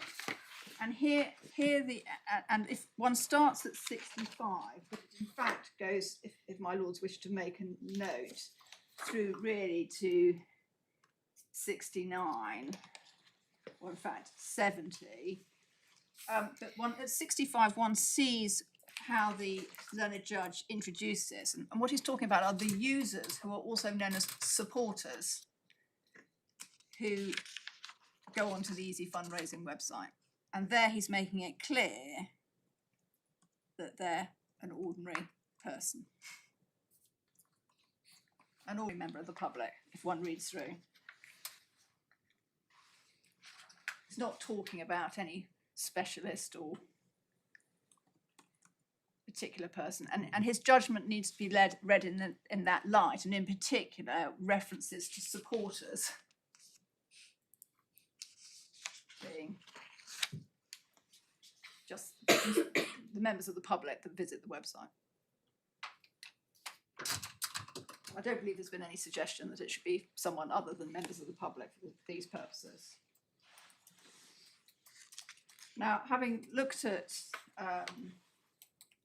this, it's important to remember two things in relation to the comparisons on the infringement side. First of all, what are the services relied on and on what basis, which is on the side of the claimant. And my lords, if you turn behind tab 7.1 of the core bundle, which is page 90.1, we've produced what we hope is a sort of helpful chart of where we are now. We're in the Court of Appeal, if I can put it like that, because obviously it's different before the learned judge. And those that are marked in blue are what are maintained to be identical services to that which my clients provide. And the reason for drawing this to the and those in pink are those that are alleged to be similar. The things in square brackets are the sort of revocation, yes or no, if I can put it like that, just to sort of be fair. Mm-hmm.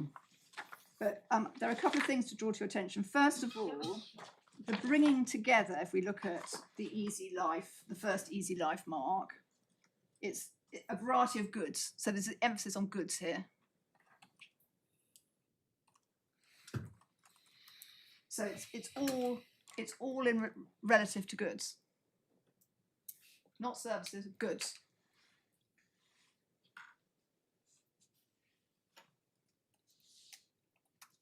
Then if we go down to EasyJet, well, we've had a long discussion about this already today, but it's retail services, but connected with the sale of list of goods.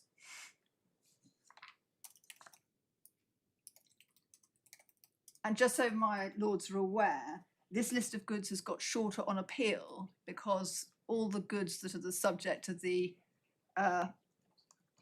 amendment, if I can put it like that, by Mrs Justice Bacon have been removed from the claim for infringement against my clients. So that's why it's a quite short list. It was a longer list before. And then when we get down to Easy Life, the second Easy Life, again, it's very important because there's been a lot of banding about of retail services generally, but if we actually read the specification in full, you will see that at the end, it says all connected with the sale of, and it says heating apparatus, cooling apparatus, etc. All that comes in the list are goods. So that's sale of goods. So that's just so that we're clear on that side of the point. Then in relation to what my clients do, the learned judge explained in his judgment that the average consumer would not perceive Easy Fundraising as a partner of or supplying the goods of any of the retailers on its website or being connected with them in any way. And examples of that can be found in paragraphs 69 to 73 of the judgment, which is at CB 10 at 122 to 124. Yeah. That was in the passage you've just asked us to look at. Yes, and it's Yeah, and it's start the average journey from Yes. 65 onwards.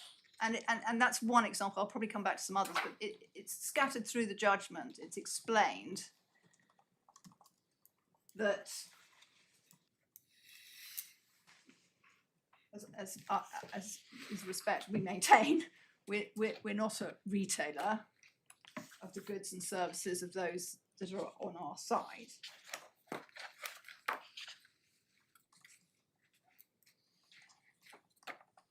What we're doing is allowing people to come to our site because they wish to fundraise. What we're doing is listing those parties with whom fundraising can be achieved. And in my respectful submission, that is not a retail service at all. And it is not a retail service within the definition of the Netto case that my learned friend took my lords to this morning. And in particular, I say that by reference to paragraph 34 of that judgment. I don't know if my lords wish to turn it up. Read it out, transcript.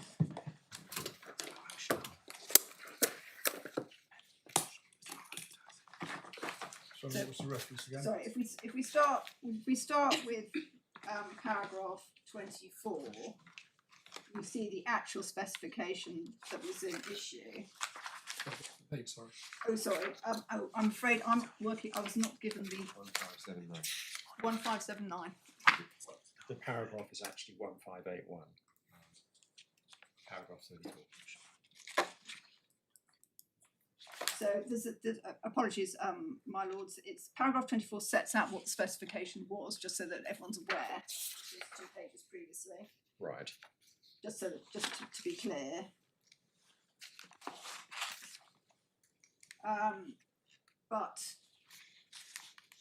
you can see from 34 that what we're talking about here is where there's a selection, an offering of an assortment of third-party services. Again, that's not what my clients are doing. They are identifying those partners with whom they're providing a listing, if you like. They're not selecting in terms of the way it's being put here. What's the distinction you're drawing there? Because not everybody goes onto your client's website. So there is a selection. Well, the selection is not my client. What my client is doing is offering a listing, if I can put it like that, rather than selecting. So if you say you are John Lewis. I take the point that you say it's for a different purpose. Yes. But there is nevertheless a selection of retailers on the website. Who are listed. You seem to be drawing a distinction between Well, listing and selecting. Well, What's the distinction? You have to go to a different website in order to engage with the retail services of these people, and that's what the judge has held. They know that they're not a partnership, that the defendants are in no way responsible for anything that happens down the track, as it were. Whereas here, what's that got to do with the distinction between listing and selecting? well, the point is, when a third party, so let's give an example. If you're Sainsbury's, you are selecting which products you are selecting to put on your website, or services that you're making available through your website. You are actively going out to select them. They're not applying to you to come on your website and say, "Well, Yes, join they your." do. I'm sorry, traders lobby supermarkets all the time to get their products listed. Well, I'll leave it there. But my lord, what I'm trying to explain is that this is not a case where the person going to the website is then engaging with things. Yes, so it's not a point about a distinction between listing and selecting, whatever that might be. Your point is that the consumers are transacting with the retailers who they know to be different. Yes, If I've understood correctly. correct. And the judge has held that they know that it's different.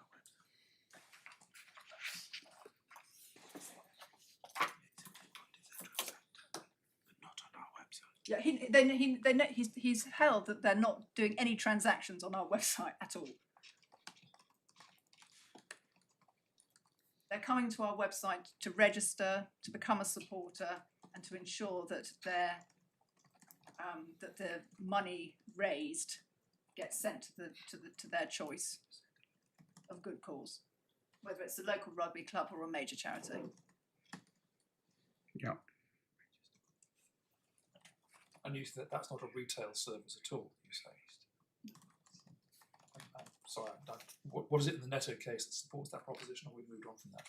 But the point in Netto was it seemed to be was that they're carrying on business selecting different services. We're not selecting specific services in that sense, if that makes sense. Now, well, I'm still puzzled by this point, because you still seem to be distinguishing between listing and selecting. And I understand the other point you make about consumers that understand the difference. But you referred us to paragraph 34 of Netto, where they say it's clear that there are situations in which a trader selects and offers an assortment of third-party services so that the consumer can choose amongst those services from a single point of contact. And the argument against you is that's what's going on here. well, my lord, if we go into the next paragraph, which is to prepare and purchase those services, that's not what's happening here. We are simply listing those who are part of the scheme, if I can put it like that. Sorry, is the point you're making there that the reference in paragraph 5 to compare and purchase those services, they must be purchasing the services from the provider of the retailing services? Well, they may or may not be. It's unclear on this, in fact, from Netto itself. But the point is, it's you're providing a service where people can, a comparison site, say. Well, indeed. Yeah, I mean the comparison. But that's site. not what's being provided by my clients, because all the listing is showing is that those people have those companies have subscribed to the service. You can't compare the goods. You can't compare the services of any of those. You can't compare or purchase any services on Easy Fundraising. Goods or services. No, All you know is that they're part of the scheme. Yeah, we call them retailers, which is probably part of the confusion. Those retailers, whether it's John Lewis or whoever, are part of the scheme.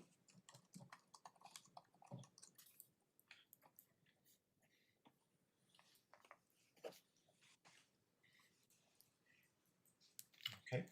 Now, my lord, I don't think I'm going to need to go to it because it may actually be more useful, my lord, to what my lord was discussing with others yesterday. But my lord was raising various questions about retail services, so I'm only just providing my lords with the. I suspect my lord had this in mind, is that there was a practice amendment notice issued after the case law that's been referred to you, Netto and the like. I was struggling to remember. Right, but I thought just in case it was something that my lord did want to look at, I should provide you with a copy. I would be grateful to be reminded. I don't intend to make submissions on it. I'm sure everyone will be glad to know, but it seemed to me that it was something that my lord had in mind, or may have had in mind.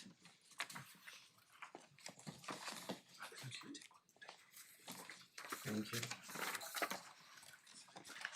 Now, my lord, from the submissions that were made this morning, it would appear that there's no challenge made to the findings of the learned judge with respect to his schedule of confusion. We're still in the general observations. Yes, still in the general observations, my lord. We say there would have been no basis to challenge those findings. The learned judge is in a perfect. Well, there isn't a challenge. So Yes, so whether or not there would have been a basis, we don't care about. Right. There isn't a challenge to the schedule.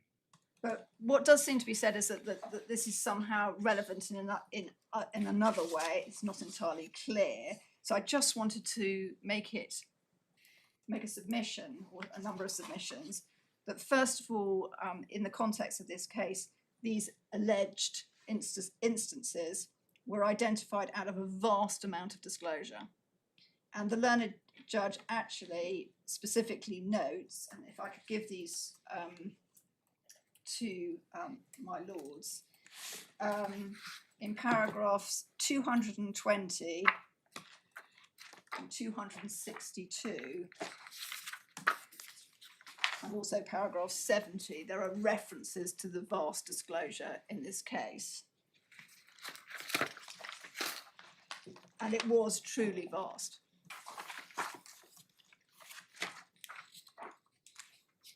The claimant searched 17.5 million emails, 13 million files, and over 2 terabytes of data.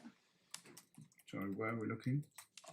I'm just indicating I can produce the DRD if my lords would like. It's actually the figures are actually all set out and explained in the judgment of Mrs Justice Bacon, and they're identical in her judgment. So, okay, so just give me the figures again then.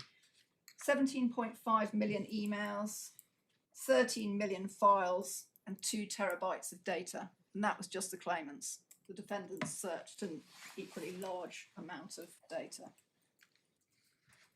So that's the context in which these 8 instances came.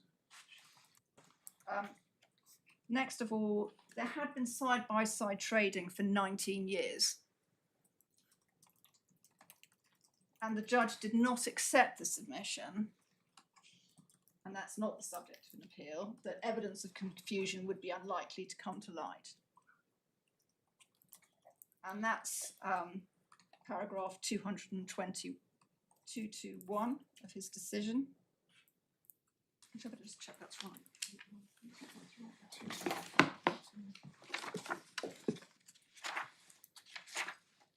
And that finding was in the context of substantial businesses.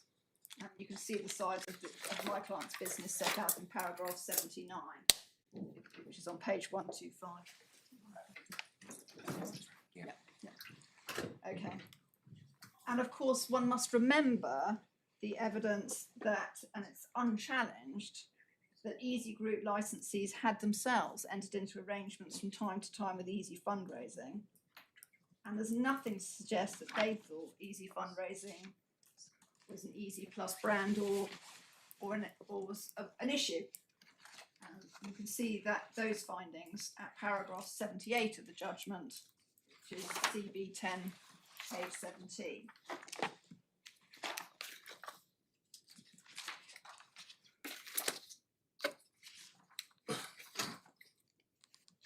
And then lastly, there's an absence of evidence on this point. No one from EasyGroup came forward to give evidence of any likelihood of confusion or indeed any type of damage. Neither Sestelios nor anyone else currently employed by the claimant gave evidence, and you can see that at paragraphs 31 and 35 of the judgment, which are not under challenge on this appeal.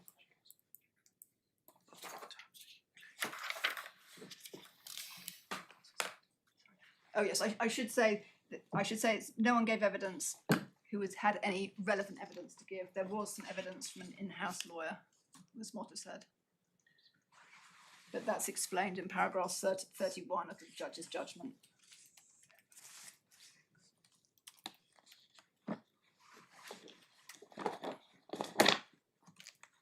Now, it's said in the paragraph 3 of the reply skeleton that the claim to infringement on the basis of the Easy family of marks is still maintained. That somewhat surprised me, and judging by the comments from my Lord Justice Arnold a moment ago. It said nothing about it. Yes, it's simply in his skeleton in reply. That's why I mention it. They expressly say they rely on it. And I would just point out that none of the elements that make up the family of marks was all determined by the learned judge, and none of the signs that I have shown you and that are complained about contain those characteristics. And the judge was absolutely clear that there were no rights in the plain word mark. And my lords will find that at paragraphs 122 to 124 of the judgment. And there are further findings in paragraphs 205 to 209. So, my lords, the judge carefully considered that issue. So, my lords, I can now say, I hope I can be quite quick. Go to the specific grounds. Yeah.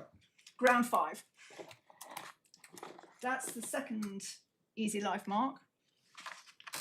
I think my learned friend just referred to one point, which was that the judge tested the comparison for infringement on the basis of the actual use instead of the trademark specification.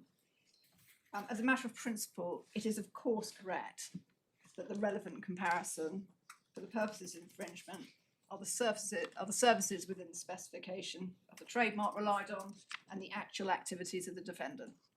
Trademark certificate in one hand, real life activities in the other.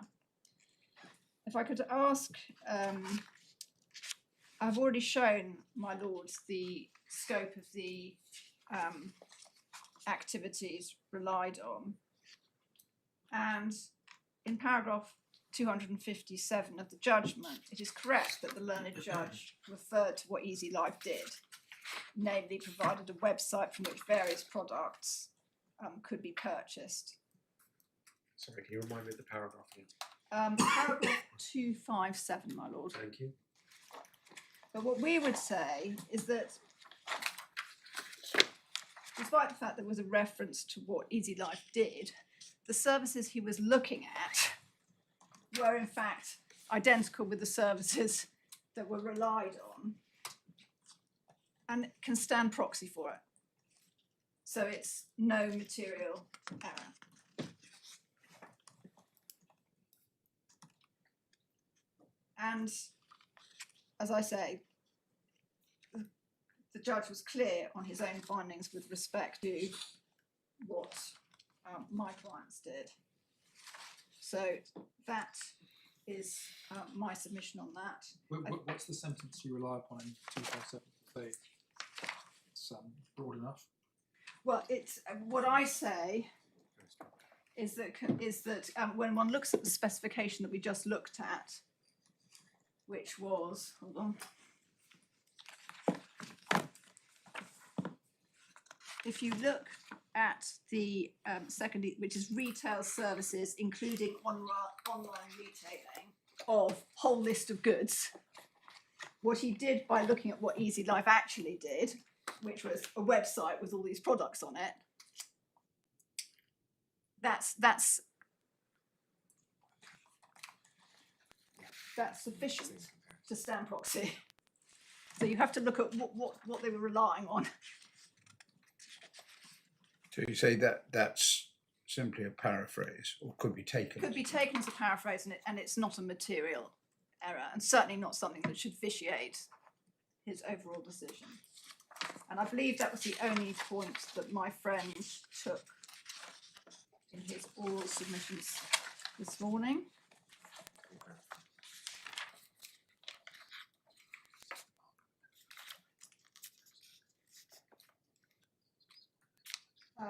In relation to ground 6, it is true that the learned judge considered because of his findings on revocation, that he didn't need to consider infringement, and that's for my lord's note in paragraph 191, which is in tab 10, page 146. He says he doesn't need to consider either easy.com or the first Easy Life mark.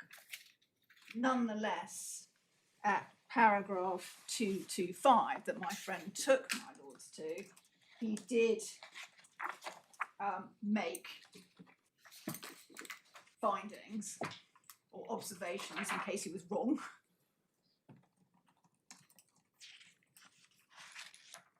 The original submission was that there were no findings.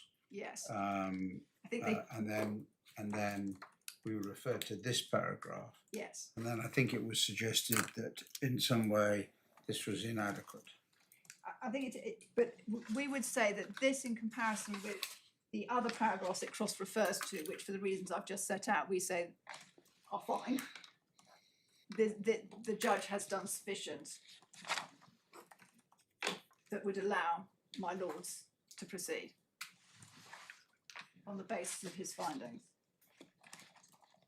Of course, it should be remembered that in respect of the first easy life mark, this is not that was not a plain word mark, which the second easy life mark is, and therefore, if anything, it's further away, if I can put it like that, in the sense that the similarity of marks, there's more distance between the similarity of marks. And of course, as I mentioned already, the only common feature is the word easy. So this is further away than the second easy Yes. life mark. Yeah.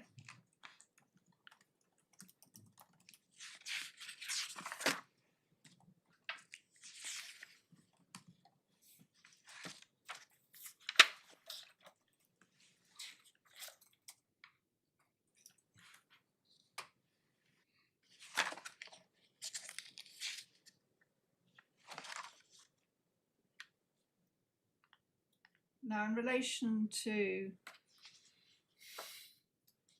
ground 7, that's, for my lords to know, that's infringement of the second EasyJet mark.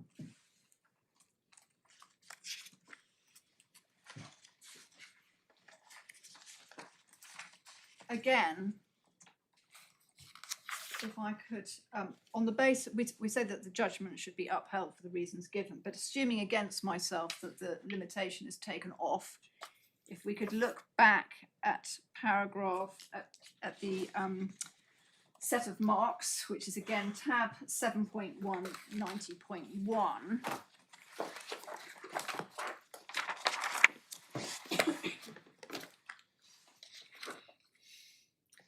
We can see that the EasyJet mark is retail services connected with the sale of jewellery, watches, purses, wallets. Now, we say that this, on the facts of this case, whether there's a limitation or not, these are not similar to what my client does and could be said to be dissimilar. Sorry, is that the basis on which the claim was dismissed? And let me just check. It's high level. It's Oh, yes. services Oh, yes. and connection. It was a high. There was said to be a similarity because of the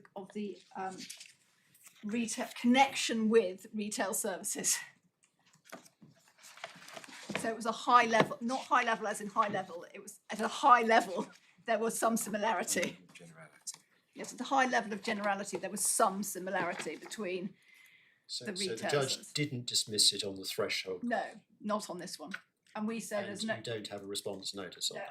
we don't take any point on that. We just say that it's So you accept the judge's finding that there is similarity at a general level. at a general level, and we would say that there's nothing to said that would change that. And my lord, if I could, on that, my lord, in the context of the TVIS case, has said at paragraphs 34 and 35, and for my lord's notes, that's AB5, tab 39, 1470, that's at paragraphs 34 and 35. My lord has made it clear that just changing a level of similarity without something, a finding of similarity of services or goods, without more, is not, and without identifying a complaint at the back end, at the likelihood of confusion level, is not an error of principle such as to overturn the determination by the court below.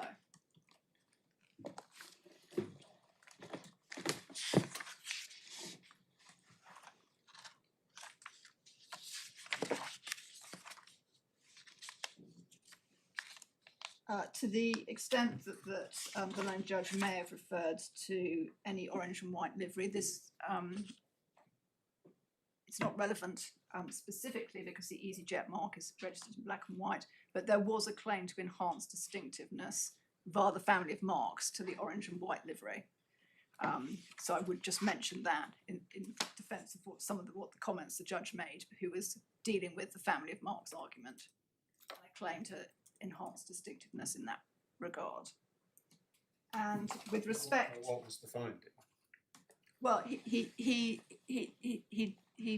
basically just looks at the marks and says, well, he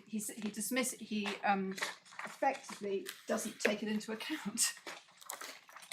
All right, but and it's my fault for not being sufficiently au fait with the details of the judgment. But I would have thought there's two different questions. One is enhanced distinctiveness of EasyJet. Yes. And given the massive use of EasyJet in orange and white, I would assume that you wouldn't dispute that to see if it's relevant. I mean, I appreciate you may say it's utterly irrelevant, but if it's relevant, then there was the enhanced distinctiveness both of the word alone and in relation to orange and white. But then there's the family of marks argument, which is a separate question. Yeah, which is not pursued. Which is not pursued. Oh, it's not clear. But in any event, my lord, in paragraph 236 of the judgment, it's clear that in connection with his assessment of the infringement of the second EasyJet mark, there's no reference to the orange and white livery. So if there's a complaint made about him relying on it, it's not in paragraph 236.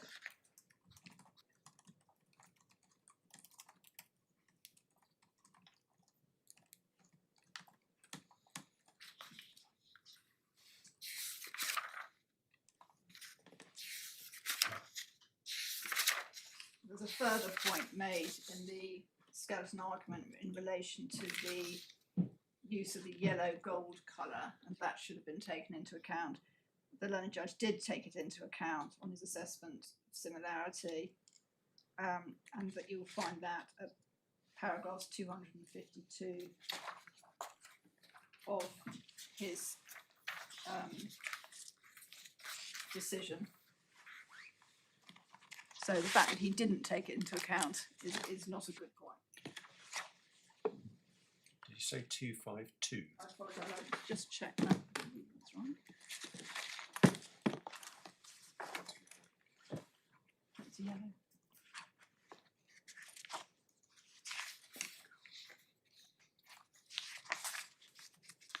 One, he refers to the yellow and gold logo. I apologise, my lord, it's 251.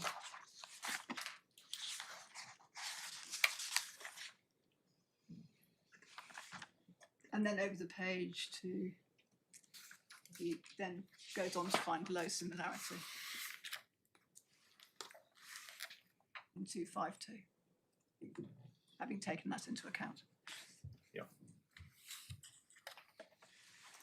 If I could just have one moment, my lord.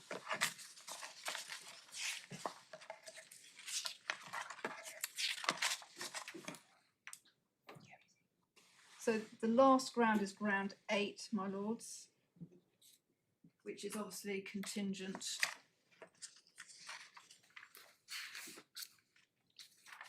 on the findings. The court will have to make an assessment, its own assessment, if it considers it necessary to do so. It's only on the basis of section 10.2. There's no section 10.3 case pleaded against this mark at all. There wasn't at any stage. Turning to the relevant assessments, the services relied on the provision of electronic mail services. It's not alleged that my clients provided such services, but it is said that they has provided similar services, being email notification alerts, hosting of digital content, and or offering an online platform for creating profiles. But the judge made no findings that the respondents did in fact provide those services. But is it disputed? Yes. Yes. So we got no finding either way. Well, the email has not, the EasyGroup's not challenge the findings of fact on this issue. It was their case. Yeah, it was their case that we provided those services, but there's no finding that we did.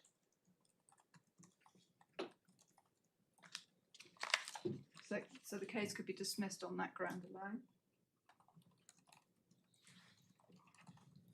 But even if it were to have used those services, there's no material before the court to suggest the average consumer would believe that such services would be the types of services provided by an email service provider.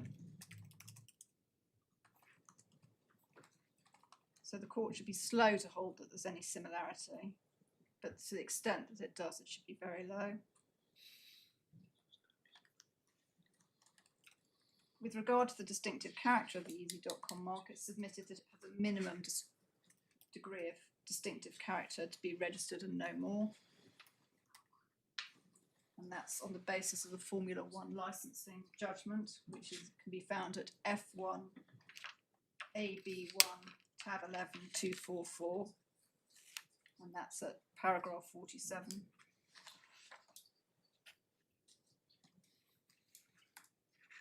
So any distinctive character in easy.com is the combination of easy and .com.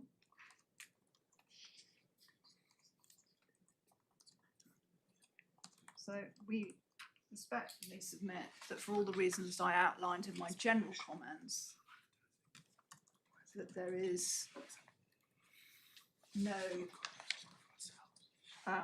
likelihood of confusion. I should also point out that as one can see from the judgment, and if I could ask my lords to turn one last time to the judgment, that care needs to be taken with respect to which marks are relied upon for which trademarks. But I would draw my lord's attention, which does not seem to have been challenged. Apologies, my lord. There's an infringement case against the @easy UK handle. Yes. If my lord looks at paragraph 228, my lord will find that the infringement on the basis of that mark was only based on only marks that are no longer before this court.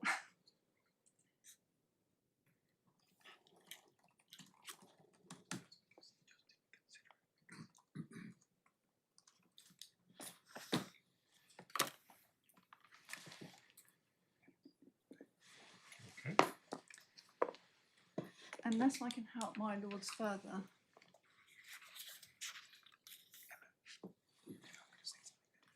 No, thank you very much.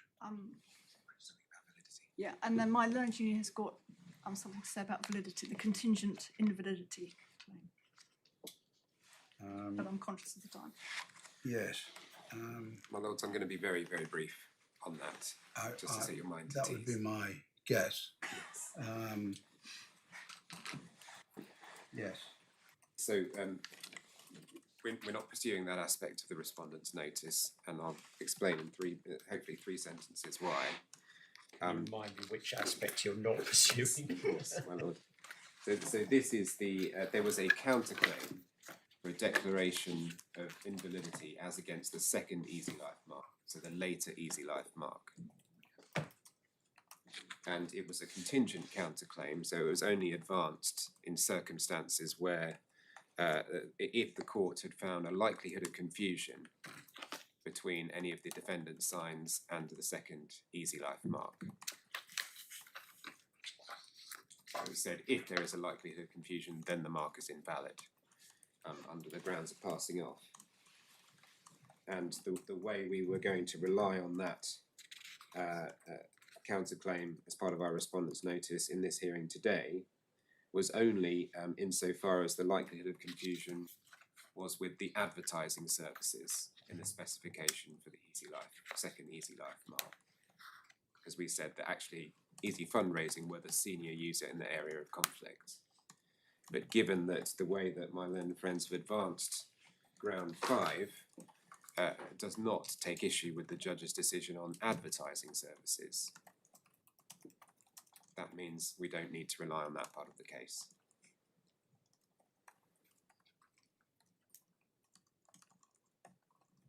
Okay.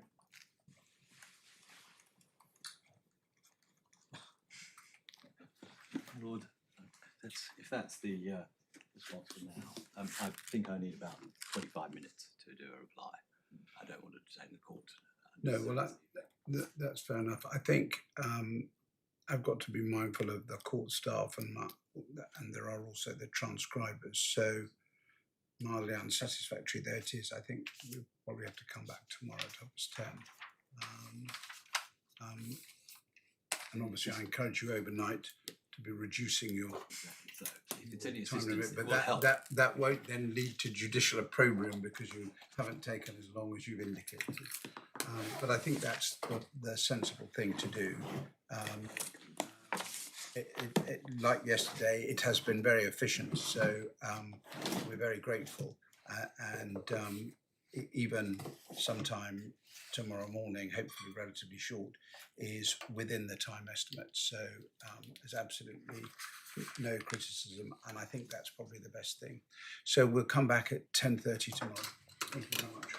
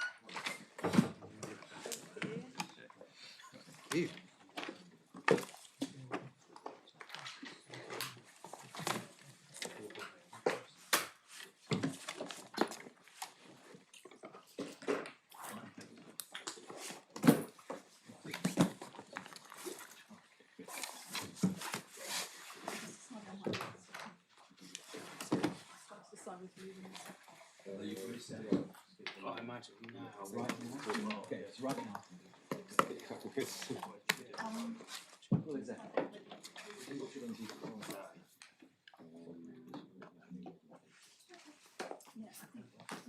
to be. What I want to do is the usual. We'll just grab Tony and